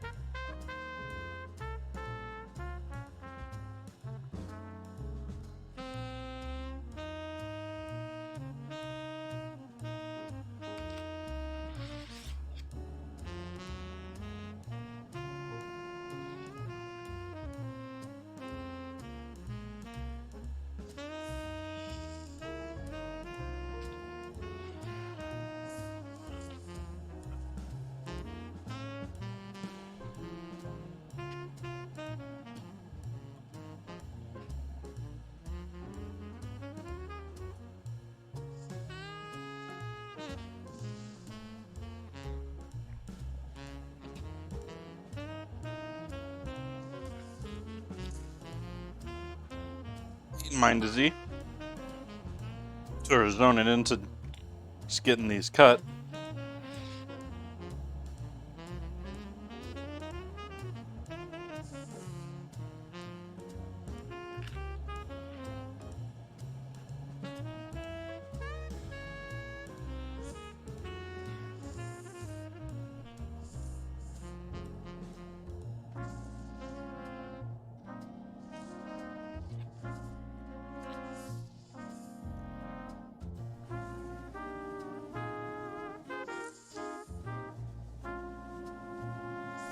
See what that oil temp's at here.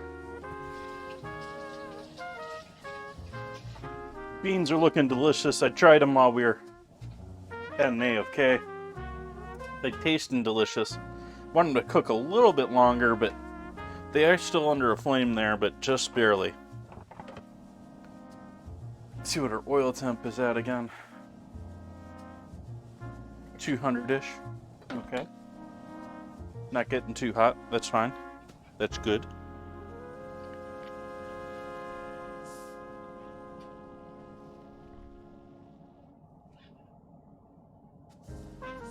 Please note I'm not putting this over here because it's waste. I'm putting it over there because it isn't part of the nice formed stuff. This is a little like the dough you're going to reform for making a second pass and making biscuits.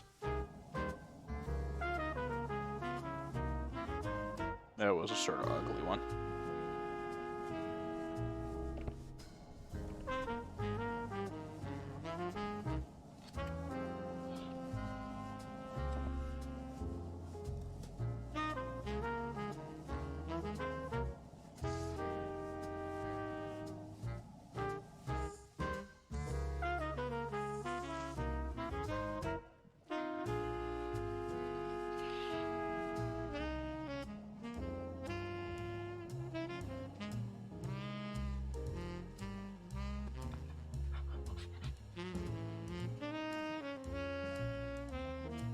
What, an infrared temperature? It's not the best thing they have in a kitchen. It's a lazy tool. An instant read thermometer is going to be a much better tool to have around. And much better expenditure of cash.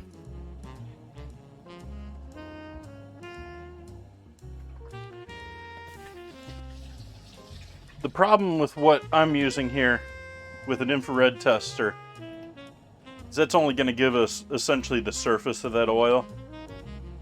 It's not going to give you the actual temperature of that oil. It's not going to give you the temperature of that oil down by the bottom by the flame. And that goes even more so for, say, cooking chicken to the proper temperature. It's not going to do a good job of telling you how well cooked through something is. But for checking if oil temp is hot enough to throw some things in to fry it,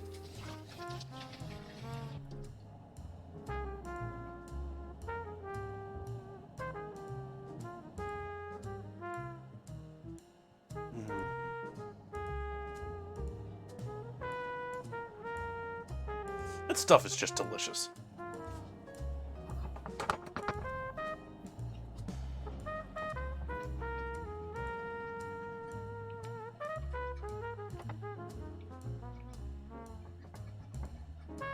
Try and work some of that dried out deliciousness on the edges of our beans here back into the mixture here.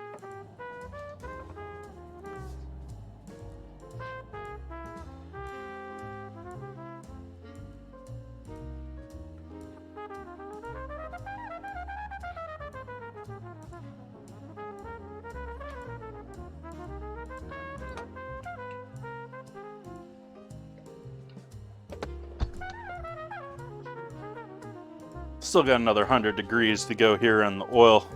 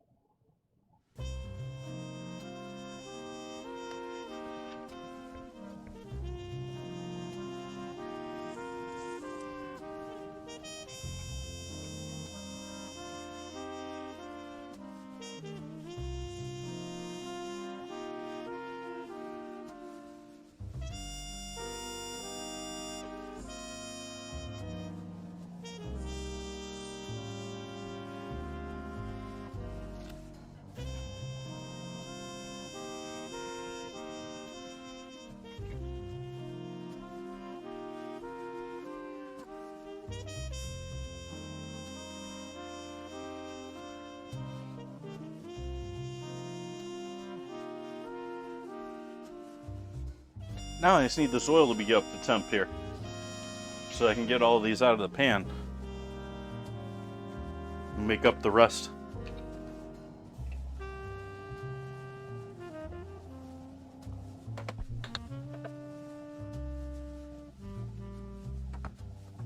I want some beans. These beans be looking lovely to me.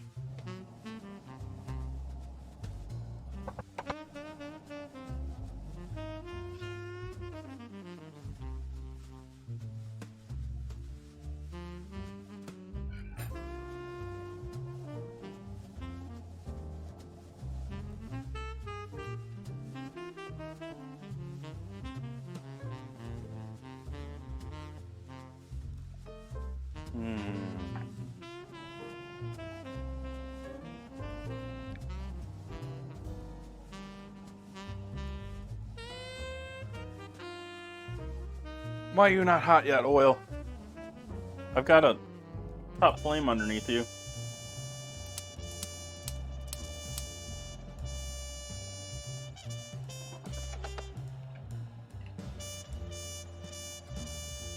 You're only 270. I need you to be 350, 400-ish. 350. I'm thinking I might just try and pull these off nicely.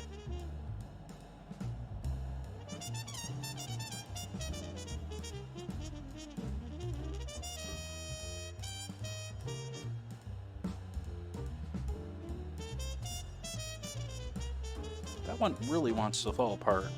It's tried to fall apart on me a couple of times now.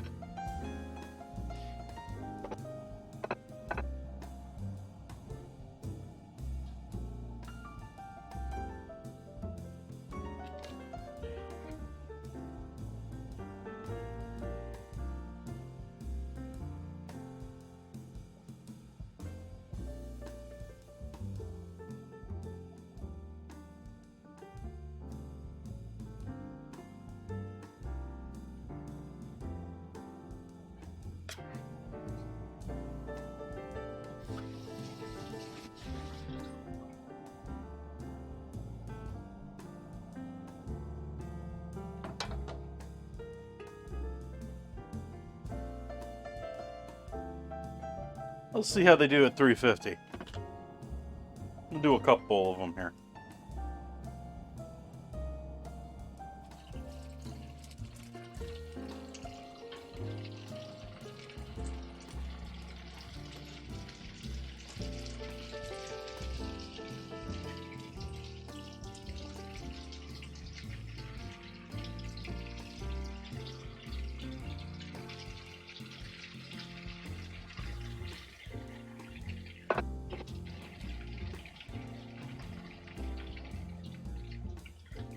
Uh-oh.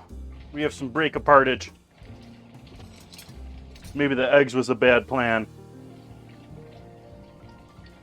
Maybe the eggs are trying to expand too much on me.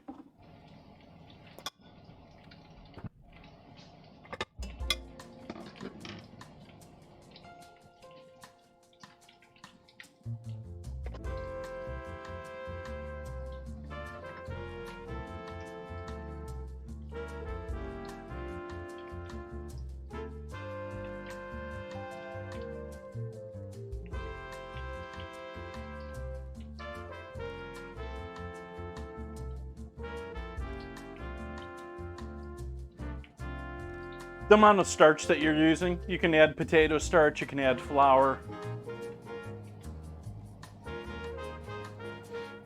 The egg, if you recall baking, if you think about baking, egg will also expand when it cooks.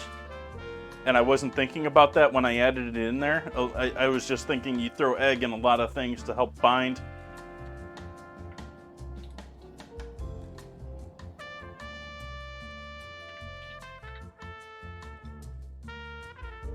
But the potato starch, the potato flakes that I use, the instant mashed potato, that would be a good binder. Just potato starch, or just more potato. The onions are really what's probably the thing making it break apart the most. I did cook them to remove a bunch of moisture from them.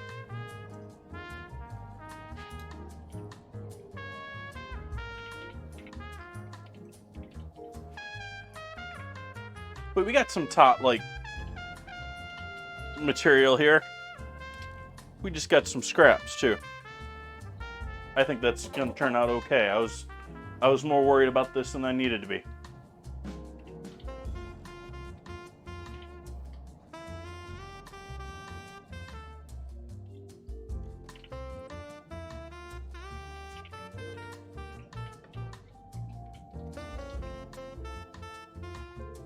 They're just a little more free form.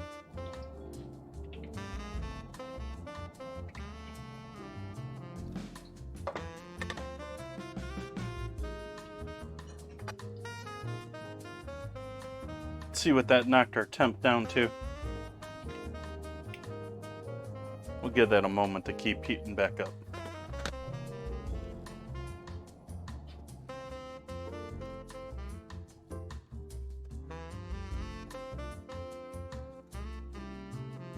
And then, of course, since everything immediately after it comes out of the oil, hit it with some salt. That was too late to hit it with salt. I tried, though. It's the effort that counts, right? Hey, Ozzy, welcome in.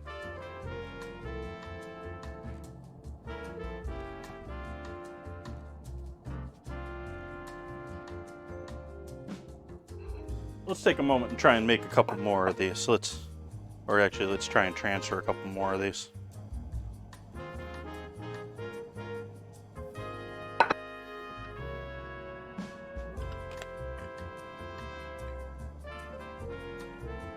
That one just wants to be a problem.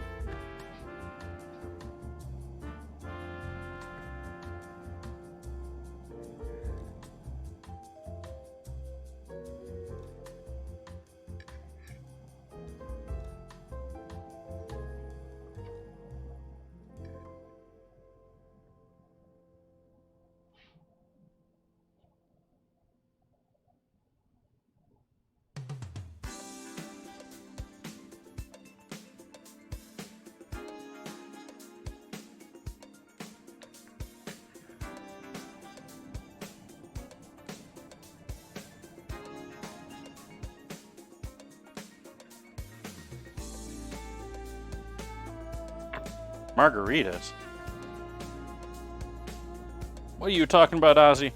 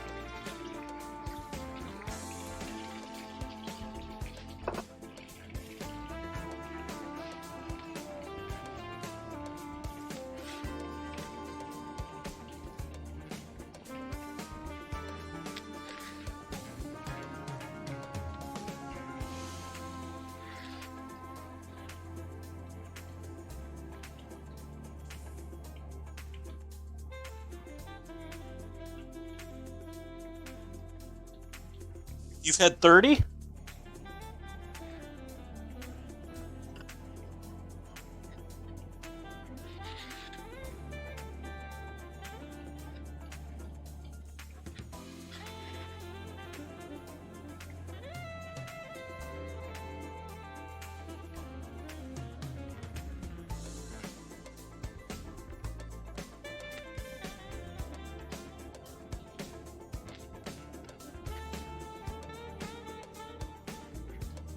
You're starting to sound like you had 30.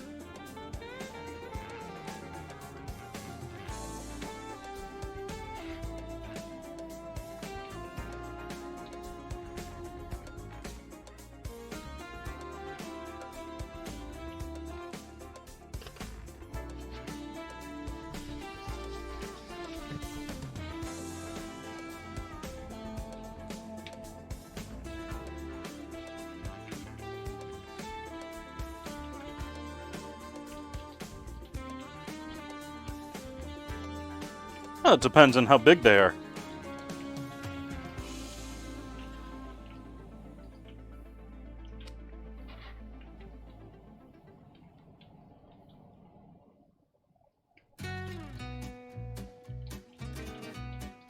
I knew of a bar at one point. It was close to a big college. Where they had, and this was in Phoenix, in Arizona, where it was $20 to get in the door, and drinks were a penny. I could see, you know, over a course of an evening in a joint like that, taking out 30. Because, you know, they're practically served in Dixie cups to begin with. And then the amount of alcohol in them.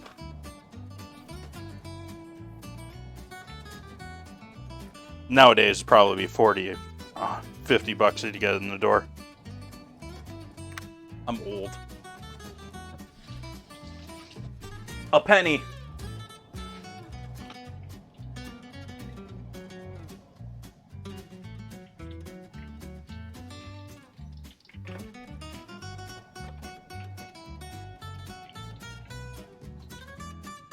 But I've got Tots. Do you got Tots? I got Tots.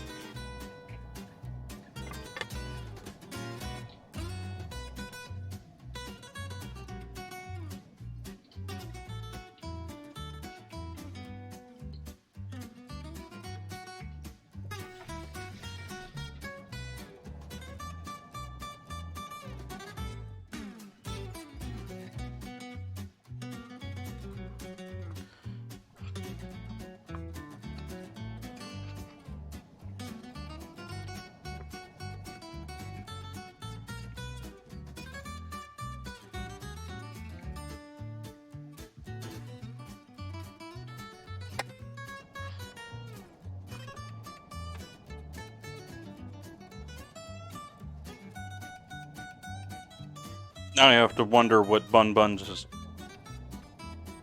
complimenting me on.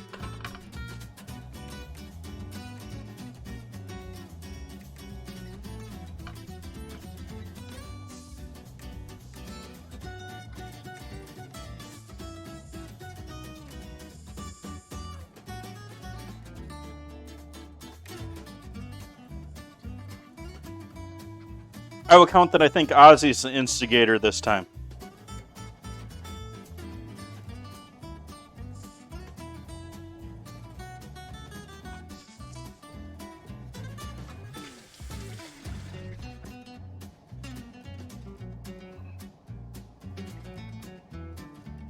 Chot. What is Chot? Chat has the best tots.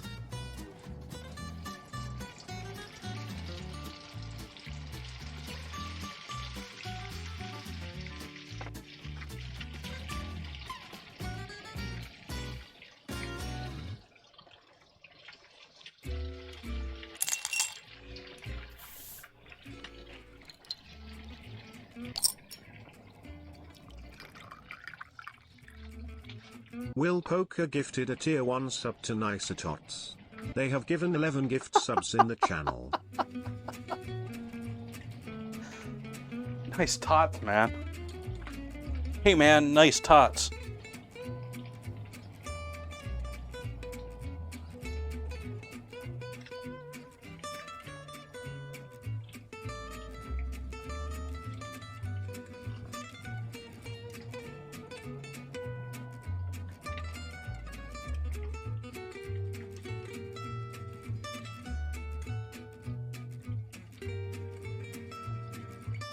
Thank you for the gift sub, Will.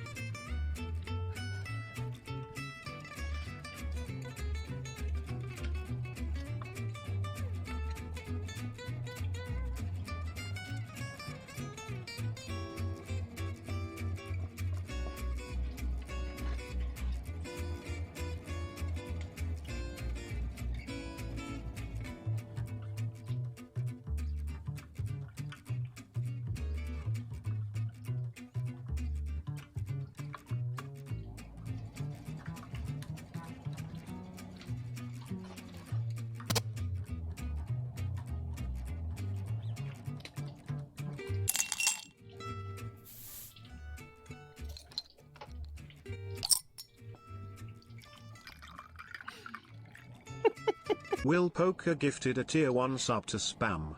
They have given 12 gift subs in the channel. Thank you, Will.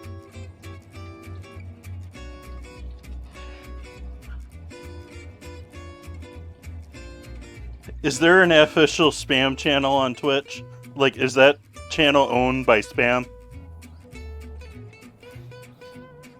Like, is that Hormel owned?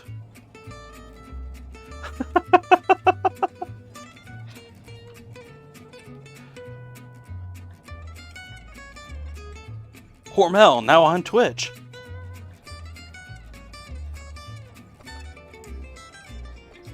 It is Hormel, right? Yes, okay.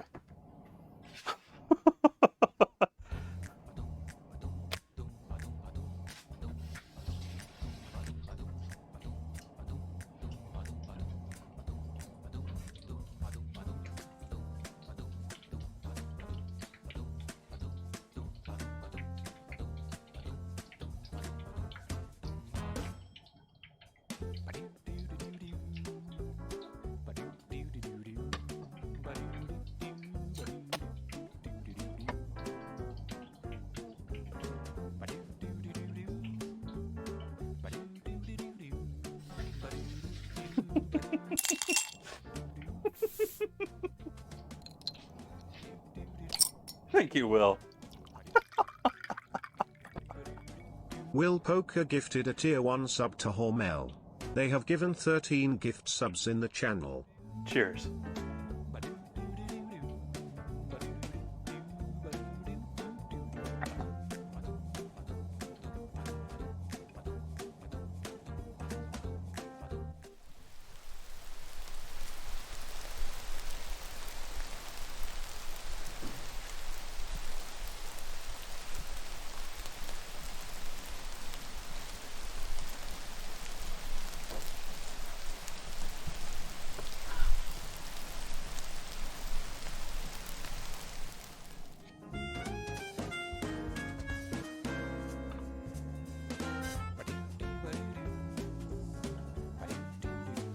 Thank you, Bun Buns.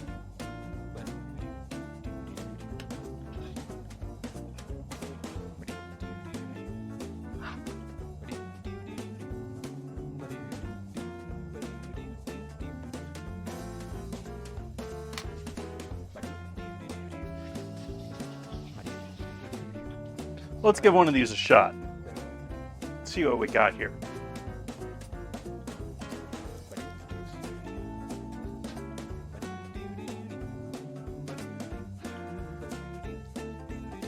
Nice and crispy. Still a little texture there from the potato, but it's definitely cooked. That's just yummy. That's just yummy.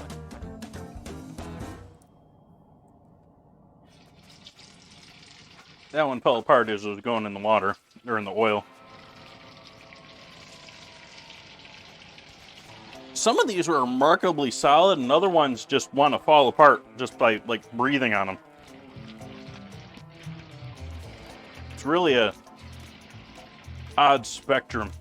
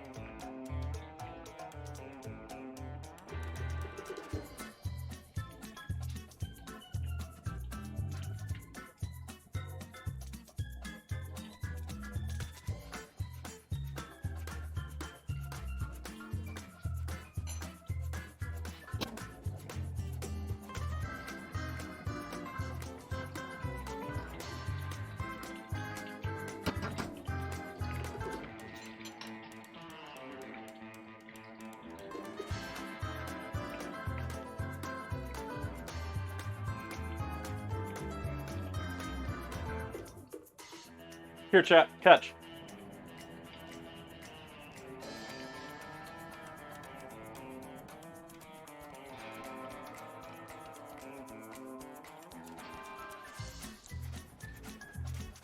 And then you need something to wash that down with, so.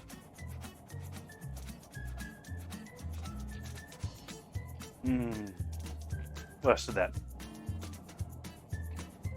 Pour. Last of my second to last glass of Blanton's. I think I'm going to save that last glass for another night, and we'll go over to the Woodford for the rest. I'm drinking Blanton's tonight, and like I said, I just recently picked up a bottle of Woodford Reserve.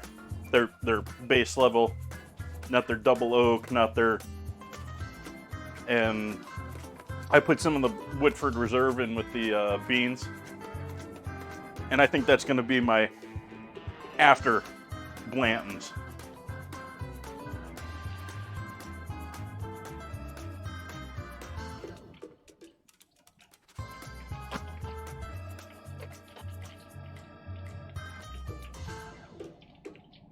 I like Woodford a lot. I think it's perhaps just ever so slight for its pricey for its price point. I think for its price, I'd rather grab a bottle of Buffalo Trace, but I think it's a really nice whiskey. And they do some different things from other people too. They have proprietary barrel handling. They essentially bake their barrels. They don't just fire them. They don't just char them. They apparently bake them as well to make sure that the wood gets an even cook throughout, not just the interior.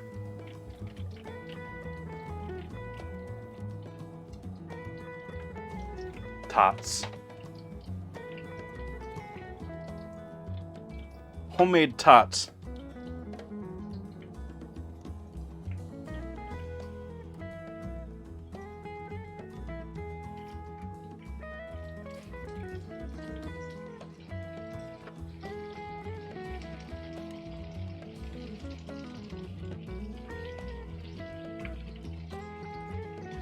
I saw something about bourbon and a freezer.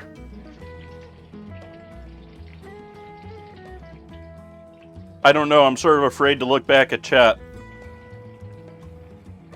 I think this last one's done for.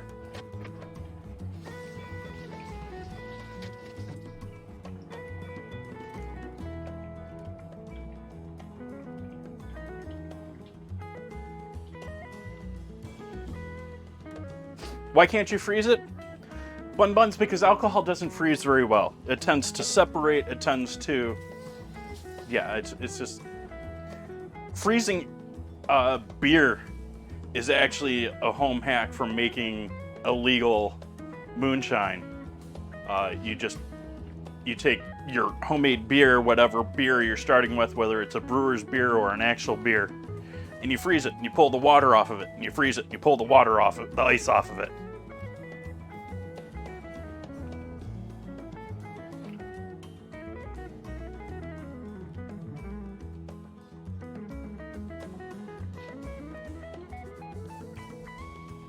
It's not a great way to do it, but it's one that just about anyone who has a freezer can do.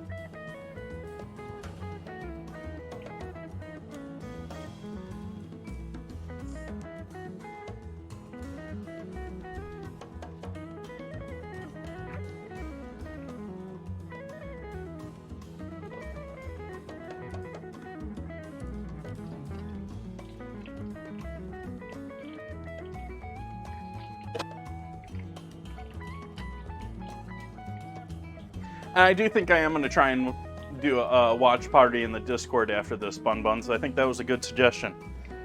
So after we finish the stream, I'm going to see if I can't get that loaded up on the Discord, and maybe we'll watch that together.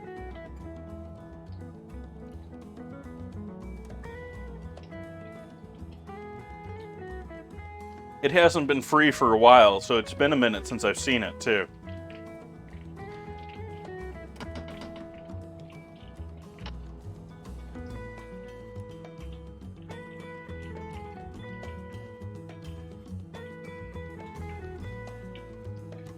Nice, Will.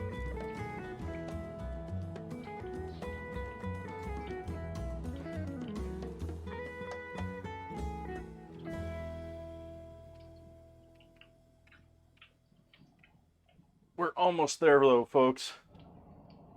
Almost there.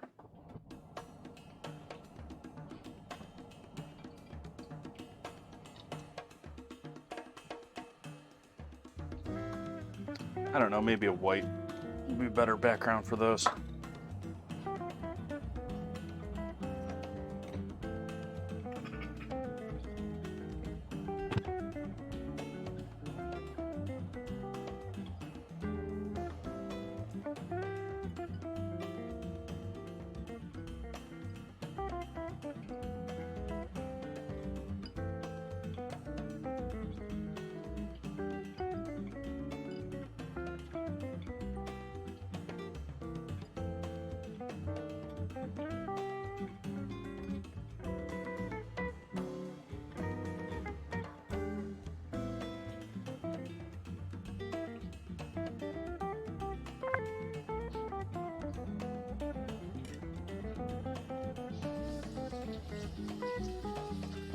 Almost ready to take that last batch out here. Let's take a photo of the ones we got going here on the board.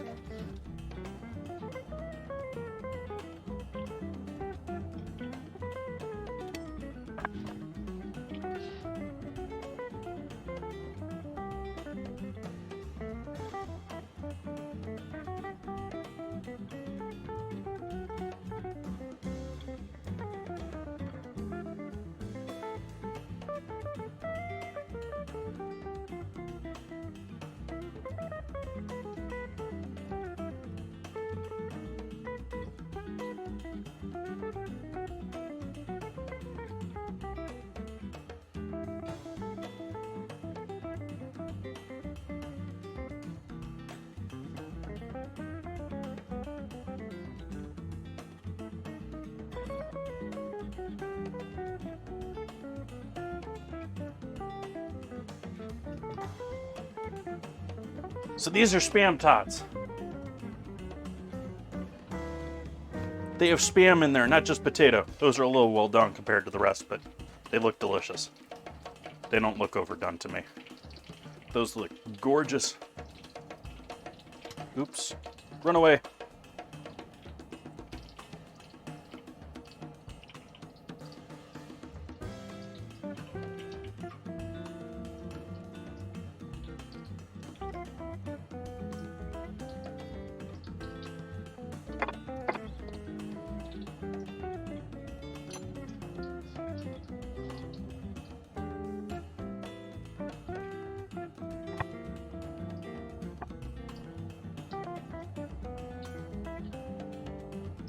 Tots.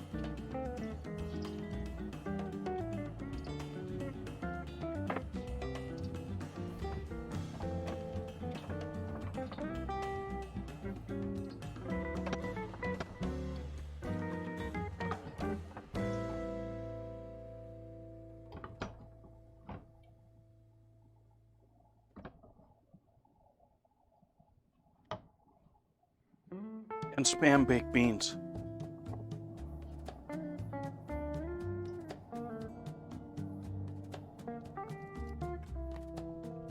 Oh, those are so good.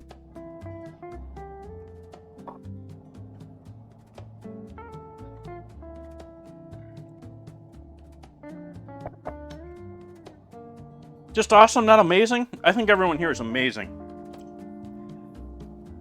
I think everyone out here is just outstanding.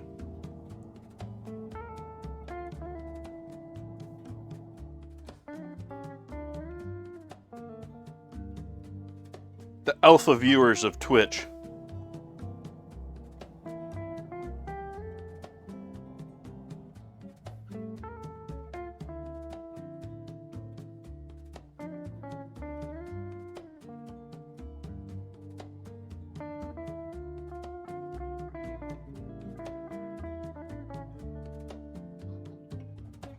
The best viewers on Twitch, period.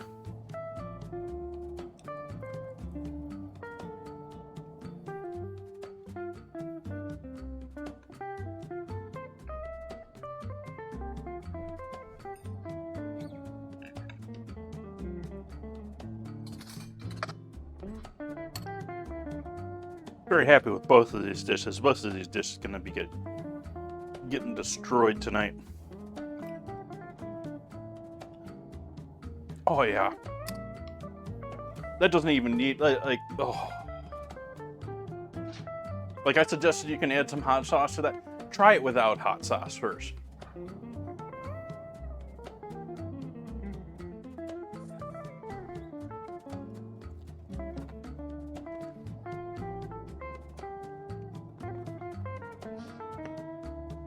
I did want to take a moment and point out we've had a couple of people do some sharing here in the Discord recently. I want to at least show off that loveliness to everyone, what we got going on there.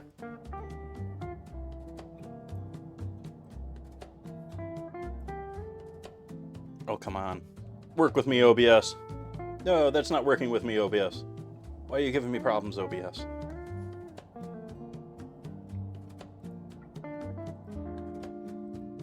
There we go. So in the Discord, we had the lovely Alfie give us a giant raid here the other night. And she posted her artwork in the stream. In the Discord. What she was doing. We got Bun Buns with her babushka.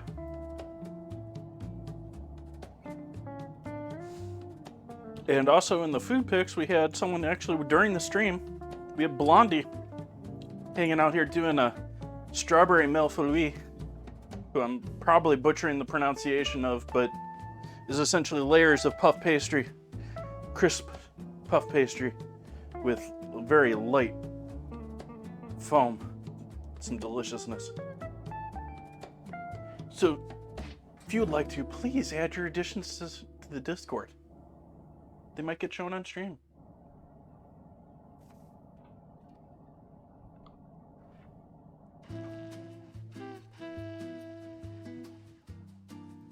Ozzy a little late. So thank you everyone for joining in with me tonight. Our first night of Spam Week. Our first evening of Spam deliciousness. I love these beans. These beans are amazing. And of course the Tots are amazing too.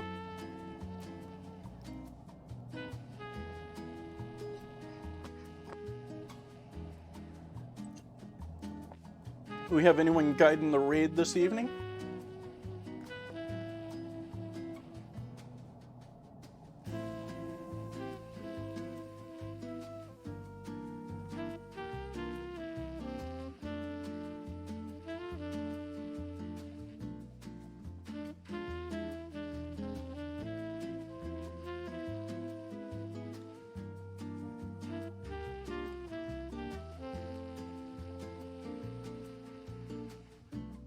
I think I'm gonna leave it right there. I'm not seeing anyone standing out that I need to give a raid to.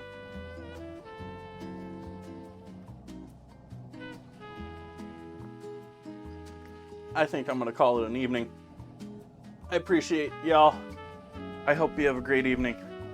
I'll be back here on Sunday. Gonna be doing Spam candy bars and Spam mac and cheese. Like, it's gonna be another amazing evening. I hope you come back and join me.